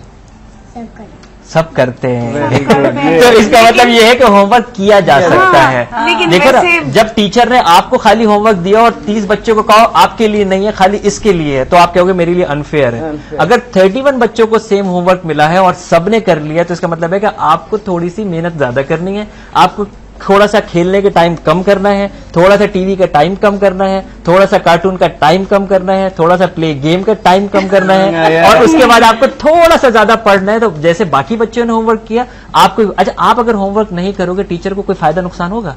नहीं, तो फिर टीचर को आपसे दुश्मनी तो है नहीं। टीचर क्या चाहती है? आप कुछ बन जाओ, राइट? इसीलिए आपको होमवर्क दिया, राइट? तो आप जब थोड़ा सा जरा सा टाइम दोगे, थोड़ा सा फोकस करोगे, आप भी बहुत आसानी से होमवर्क कर लोगे। ठीक है, थोड़ा सा मैं यहाँ कहूंगी कि टीचर्स को और स्कूल में ये होना चाहिए, जैसे बच्चों की ईद की छुट्टियां हैं, ये कोई भी है तो इतना होमवर्क दे देते हैं, बच्चे क्या एंजॉय करें। और जैसे खुलते हैं स्कूल जी, वो एग्जाम्स, टेस्ट और ये इन चीजों से जरा अवॉइड होना चाहिए। अब जरा बाहर आ जाओ, इधर आके सवाल करो जी। हमें होमवर्क कितना ज्यादा मिलता है और लर्निंग का टाइम नहीं मिलता। हाँ। अच्छा, लर्निंग का टाइम नहीं मिलता, होमवर्क प्ले का टाइम मिलता है, खेलने का कभी नहीं मिलता। क्योंकि फिजिकल एक्टिविटी भी मेरे नजदीक बहुत जरूरी है। दिमाग ज्यादा चल रहा है, बच्चों का जहन वो हो जाता है। अगर बच्चों को कोई इतना टाइम नहीं मिले कि वो कोई गेम खेलें या थोड़ा सा अपना टीवी देखें, लेकिन आजकल बच्चों को नहीं मिलता। इवन के बड़ों के लिए कहा जाता है कि अगर आप घंटा 1.5 घंटा कोई चीज पढ़ रहे हैं, you should have to take a 15 minute break. 15 minute का आपने ब्रेक देना है अपने आप को, जो उसके बाद फिर आपकी रीडिंग दोबारा से चीज स्टार्ट हो सकती है। अच्छा, आपको भी खेलने का इतना टाइम मिलता था क्या? मैं तो बहुत खेला। आप लोग किस तरह एडजस्ट करते? मैंने कहा हमारा जमाना रट्टाफिकेशन जमाना था, वो तो बहुत डिफरेंट चीज थी। ओवर बर्डन किया जा रहा है एजुकेशन सिस्टम के अंदर, ओवर बर्डन किया जा रहा है, सिलेबस बहुत ज्यादा बढ़ा दिया गया है, ग्रेड्स की दौड़ में हम जो है वो लग गए हैं, कंपटीशन दौड़ में लगे। ये फैक्ट है कि ओवर बर्डन किया जा रहा है। बच्चे जो है इस वक्त एजुकेशन से ये समझने इतना खुश नहीं है, जितना फिजिकली गेम हम खेलते थे बच्चों पे रहता है हर वक्त कि जो वेकेशंस पे बाहर जाते हैं तो वो मैं कह रहा हूँ जितना फिजिकल गेम हम लोग खेलते थे। बहुत ज्यादा सवाल हो गए, मैं ये चाहूंगी कि आप लोग दोबारा पेरेंट्स की अच्छा, ये पेरेंट्स की तरफ है, ठीक है, जो पेरेंट्स के सवाल है वो आप मुझे बताएं। मुझे एक चीज समझ नहीं आती, हमें स्कूल में जैसे अभी मुझे विंटर वेकेशन के लिए होमवर्क मिला है अच्छा ज्योग्राफी का, तो अब I have to go to Clifton to my friends home, तो my parents are not leaving me over there, they are saying हालात खराब हैं ये सब, तो I just want to ask them कि why aren't they understanding me कि मुझे अपना काम करना है, the way they are doing their work we also want to do our, तो why aren't they leaving us like this. देखिए बेटा, एक तो जिम्मेदारी जो है आपके तहफ़्फ़ुज़ की जिम्मेदारी तो बहरहाल वालिदैन की है, राइट। आपके वालिदैन आपसे मोहब्बत करते हैं, इसीलिए आपको कहते हैं कि बेटा कुछ खतरा हो सकता है, राइट, किसी के कोई माहौल में हो सकता है। आप अपने वालिदैन से ये पूछिए कि मुझे उनके घर जाने का शौक नहीं है, मुझे सिर्फ ये हेल्प कीजिए कि मेरा ये काम कैसे होगा। अगर मैं वहां नहीं जाना चाहती, बिल्कुल ओपन कहिए मुझे वहां नहीं जाना चाहती हूँ, आप मुझे हेल्प करें कि मैं ये कैसे कर सकती हूँ। अपनी मम्मी को अपने साथ ले जा सकती हैं। उसके अलावा भी आप अपने फ्रेंड्स को भी एक एनकरेज कीजिए कि मैं अपनी मम्मी के साथ आपके घर आ जाऊं, तो अगर आप अपनी मम्मी के साथ भी जा सकते हैं, right. This is the problem I want to ask. Why do they always shout it? They can easily simply explain us कि there is a convenience problem or anything, but why do they always shout it कि मैं नहीं ले जा सकता और क्या I just leave my office? Why are they like this? आपको पता है कि उनके बॉस उनके ऑफिस में कितना शाउट करते हैं उनके ऊपर बाहर वाले। आपको ये पता है कि जब आदमी जॉब पे जाता है वो अपनी जॉब छोड़ के नहीं निकल सकता है। तो You know the traffic in the Karachi? I know, but I'm saying कि in weekends like Sunday तो he is off Sunday ना। पेरेंट्स को बहुत दूसरे काम होते हैं। Just try to understand parents also कि तेज बात नहीं करनी चाहिए। What our children do? प्यार से समझा दें बच्चों को। मैं कह रही हूँ कि प्यार से समझाएं ना, why every time shouting? हम तो माँ बाप को कॉन्स्टेंटली कह और रहे हैं। याद रखें पेरेंट्स अगर वो बच्चों से इतना शाउट करके और ऐसे बात करेंगे, बच्चे भी वही सीखेंगे। बिल्कुल बिल्कुल एग्जैक्टली वही रिटर्न। उनका ये गलत अंदाज है, बच्चे को अगर प्यार से समझाएं तो कितना भी इम्पोर्टेंट होगा वो मना करेंगे। नहीं, ब्रेक पे नहीं, बच्चे एक है, बच्चा वो कॉल पे वेट कर रहे हैं। ओके चले बात कर लेते हैं। अस्सलाम वालेकुम। हेलो बच्चे। हेलो अस्सलाम वालेकुम। वालेकुम अस्सलाम जी, हमारे साथ कौन है? आपका शो बहुत अच्छी जा रहा है, तो आज आपने बच्चों को टॉपिक दिए तो बहुत अच्छे किए। तमाम बच्चों का क्वेश्चन है, तो मेरा भी क्वेश्चन है कि हाँ बिल्कुल करो। कोई टफ सब्जेक्ट के टीचर्स होते हैं, स्पेशली मैथ्स के, तो एक थोड़ा फर्स्ट करवा के बाकी पूरी एक्सरसाइज होमवर्क दे देते हैं कि घर से करके आनी है। तो कुछ पेरेंट्स ऐसे भी होते हैं जो अपने बच्चों को पढ़ा नहीं सकते, तो उनके लिए तो बहुत बड़ा प्रॉब्लम है, तो कैसे गाइड कर सकते हैं? अच्छा ठीक है, आपके सवाल का जवाब देते हैं। Thank you so much. एक छोटे से मैं अपनी भी बात, क्योंकि बचपन की बात है, शेयर जरूर करूंगी कि मैं भी कई चीजों में वीक हुआ करती थी। तो टीचर्स तो मुझे ऐसा लगता है, मैंने ट्यूशन जरा फिर पढ़ना शुरू की, जब बड़ी हुई तो ट्यूशन से जरा एलर्जी होने लग गई, तो जो टीचर्स थे फिर मैं उनका दिमाग खाती थी। अच्छा देखो, बच्चों के साथ जो ना अभी बताते हैं, बहुत सारे सवालों के जवाब मिल जाएंगे। सारे बच्चे ऐसे करें, हाथ ऐसे हाथ करें, राइट, सर्कल बनाए, उठाओ, राइट, ऐसे सर्कल बनाइए, सर्कल को देखिए, उसके बाद मुझको सर्कल को देखिए, सर्कल के अंदर देखिए, हाँ, उसके बाद मुझको देखिए, और इसके बाद इसको अपने चिन पे रख लीजिए, चिन पे इसको अपने चिन पे रख लीजिए, इसको अपने चिन पे रख लीजिए, इसको चिन कहते हैं। बेटा हुआ क्या, हम वो करते हैं जो हम देखते हैं। तो तमाम वालिदैन को मैं ये कह रहा हूँ कि ये बच्चे जो आप करेंगे वही ये करेंगे, जो आप करेंगे आपने फौरन बच्चे तो छोड़ो, मेरे साथ भी किया। तो तमाम वालिदैन को जो बच्चे जोर के बात कर रहे हैं, चीख के बात कर रहे हैं, डांट के बात कर रहे हैं, यही बच्चे भी चीख चीख के बात करेंगे, लोगों से बात करेंगे, अच्छे शहरी नहीं बनेंगे। जो टीचर्स खौफ दिला रहे हैं, ये बच्चे खौफ के अंदर आएंगे। बच्चे वही करेंगे जो हम उनको दिखाएंगे, क्योंकि हम वही करते हैं। अगर बच्चों को सिर्फ कहते जा रहे हैं, लेक्चर देते जा रहे हैं, बच्चे नहीं करेंगे। अच्छा, बच्चे यही करते हैं जो आप उनको मेरा एक सवाल यही बच्चों एजुकेशन उस पे है कि इतना लोड बच्चों पे डाला हुआ बैग्स का कि यकीन करें कि वो बच्चा आता है स्कूल से तो बैग उठा के यूं फेंकता है लिटरली, नीचे से अगर ऊपर आता है तो अब मैं खुद भी उठाता हूँ, कहता हूँ यार इट्स टू हैवी। उसके पता नहीं सारा सब्जेक्ट एक ही दिन में बाजी में चला जा रहा था। इतना लोड नहीं डालना हर जगह पे मैंने ये चीज देख रही हूँ कि स्कूल्स में भी बच्चे भी एग्री करेंगे कि अगेन मैं अपने स्कूल की इसलिए बात करूं क्योंकि एक्सपीरियंस कर चुकी हूँ। हमारे स्कूल में अपने लॉकर्स हुआ करते थे, अपने लॉकर देते थे, हमारा बैग हमेशा हल्का था। अब ये क्या, अब ये यूरोप में इंडियन में यही सिस्टम है। पेरेंट्स के हवाले से कौन सवाल करेगा अभी, उनके तौर से आपके पेरेंट्स के हवाले सवाल है? नहीं, अच्छा एक सेकंड जी। बहुत से ऐसे पेरेंट्स होते हैं जो कहते हैं कि फिजिकल एक्टिविटीज में अपने बच्चों को इन्वॉल्व होने नहीं देते और कहते हैं से पढ़ो और स्टडी पे ज्यादा कॉन्सेंट्रेट करते हैं, तो ऐसा क्यों? बेटा जब आपके पास टाइम हो आप खुद एक्सरसाइज करो, राइट? लेकिन बाहर नहीं निकलने देते। बाहर के हालात नहीं है बेटा, बाहर के हालात ऐसे हैं नहीं। आजकल का आपको अच्छी तरह मालूम है, अनफॉर्चुनेटली पाकिस्तान के अंदर जो हालात चल रहे हैं, तकरीबन हम हालत जंग में हैं, तो बाहर के हालात वाकई ऐसे नहीं है जितना हादसा हो रहे हैं। इंडोर आप अपने इंडोर घर लेकर एक्सरसाइज करें, आप अपने घर के अंदर एक्सरसाइज कीजिए। बिल्कुल। एक जब वो बच्चे बताएं जिनका अभी तक सवाल नहीं हो पाया, आपका नहीं हो पाया, आपसे हो गया था सवाल? अच्छा आपसे भी नहीं हुआ, आप दोनों से मैं करूंगी सवाल जी। हमारे मुल्क में 3 तरह का तालीमी निजाम क्यों है? एक गवर्नमेंट, दूसरा सस्ते प्राइवेट और तीसरा महंगे प्राइवेट स्कूल। ये हमारा अलमिया है बेटा, ये हमारा अलमिया है कि हमारे मुल्क में इतने मुख्तलिफ जो है वो निज़ाम तालीम है। ये हमारा अलमिया है। बात है कि बच्चे हमें का ये सवाल सोचना बड़ा है, बहुत सही, ये हमारा अलमिया है। किसी भी मुल्क की तरक्की के अंदर एक यकसा तालीमी निज़ाम होना चाहिए। लेकिन अब हमें क्या करना है? अगर हम सिर्फ तालीमी निज़ाम को रोते रहें या हम अपनी पढ़ाई करें और हम कुछ तब्दीली ला सकें, राइट? तो ये हमारी जिम्मेदारी है। ये बात सही है कि हम कह रहे हैं ऐसा क्यों है, जैसा भी है, लेकिन अब हम क्या कर सकते हैं अपनी तालीम के लिए, हमें उस पर तवज्जो देनी चाहिए। ठीक है, चलिए आपका सवाल। मेरी अम्मी है ना, वो मुझे बाहर जाने नहीं देती, कहती हैं कि बाहर हालात सही नहीं है और मैं घर में बोर होता हूँ।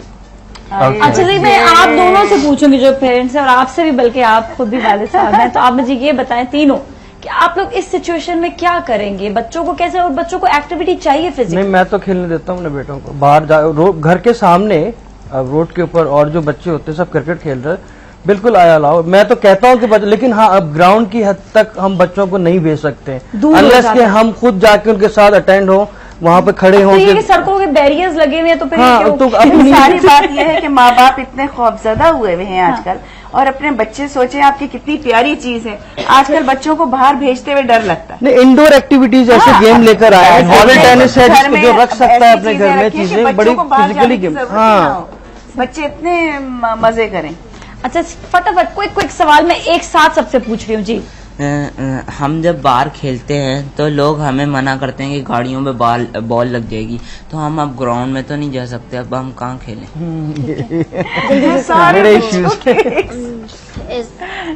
पहले के लोग इतने अच्छे होते थे, अब इतने अच्छे लोग क्यों नहीं है?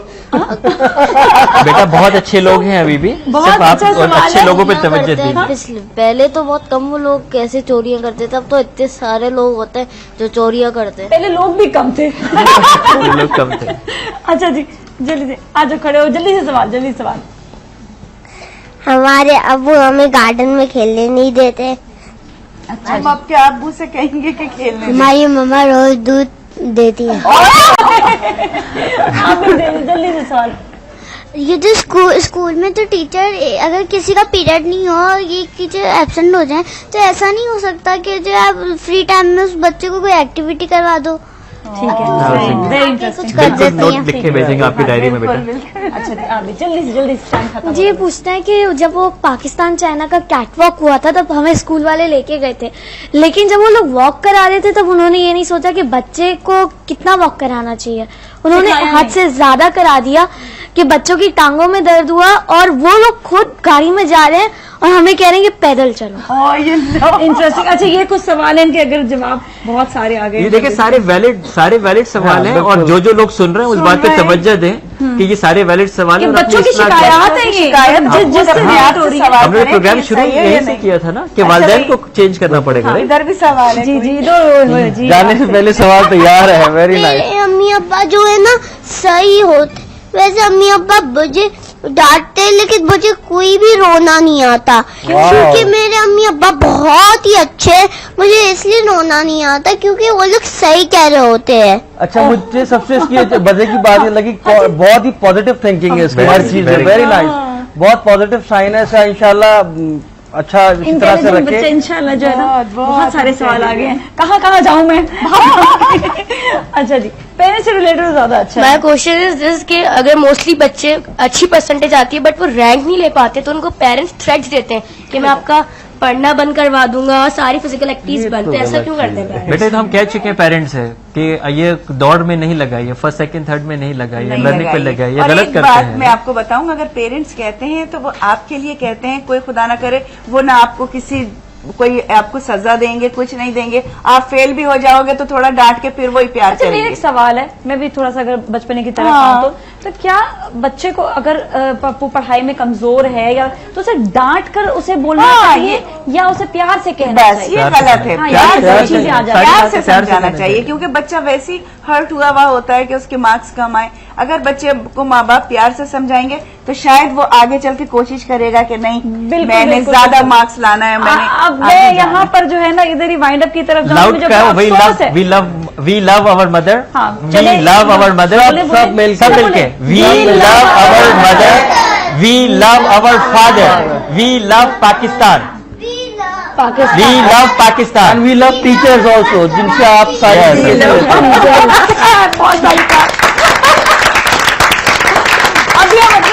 गेस्ट यहाँ से जाएंगे नहीं। बच्चों के अगर सवाल करना चाहते करते रहे, हम जाएंगे अब अपने वाइंड अप की तरफ। बहुत अच्छा रहा आज हमारा ये शो, क्योंकि हम इतने सारे बच्चे, इतनी सारी शिकायत, जिसकी जहां शिकायत आई है प्लीज नोट डाउन करें और उनको सॉल्व करने की कोशिश करें और अपना बहुत ख्याल रखिएगा। सलाम पाकिस्तान।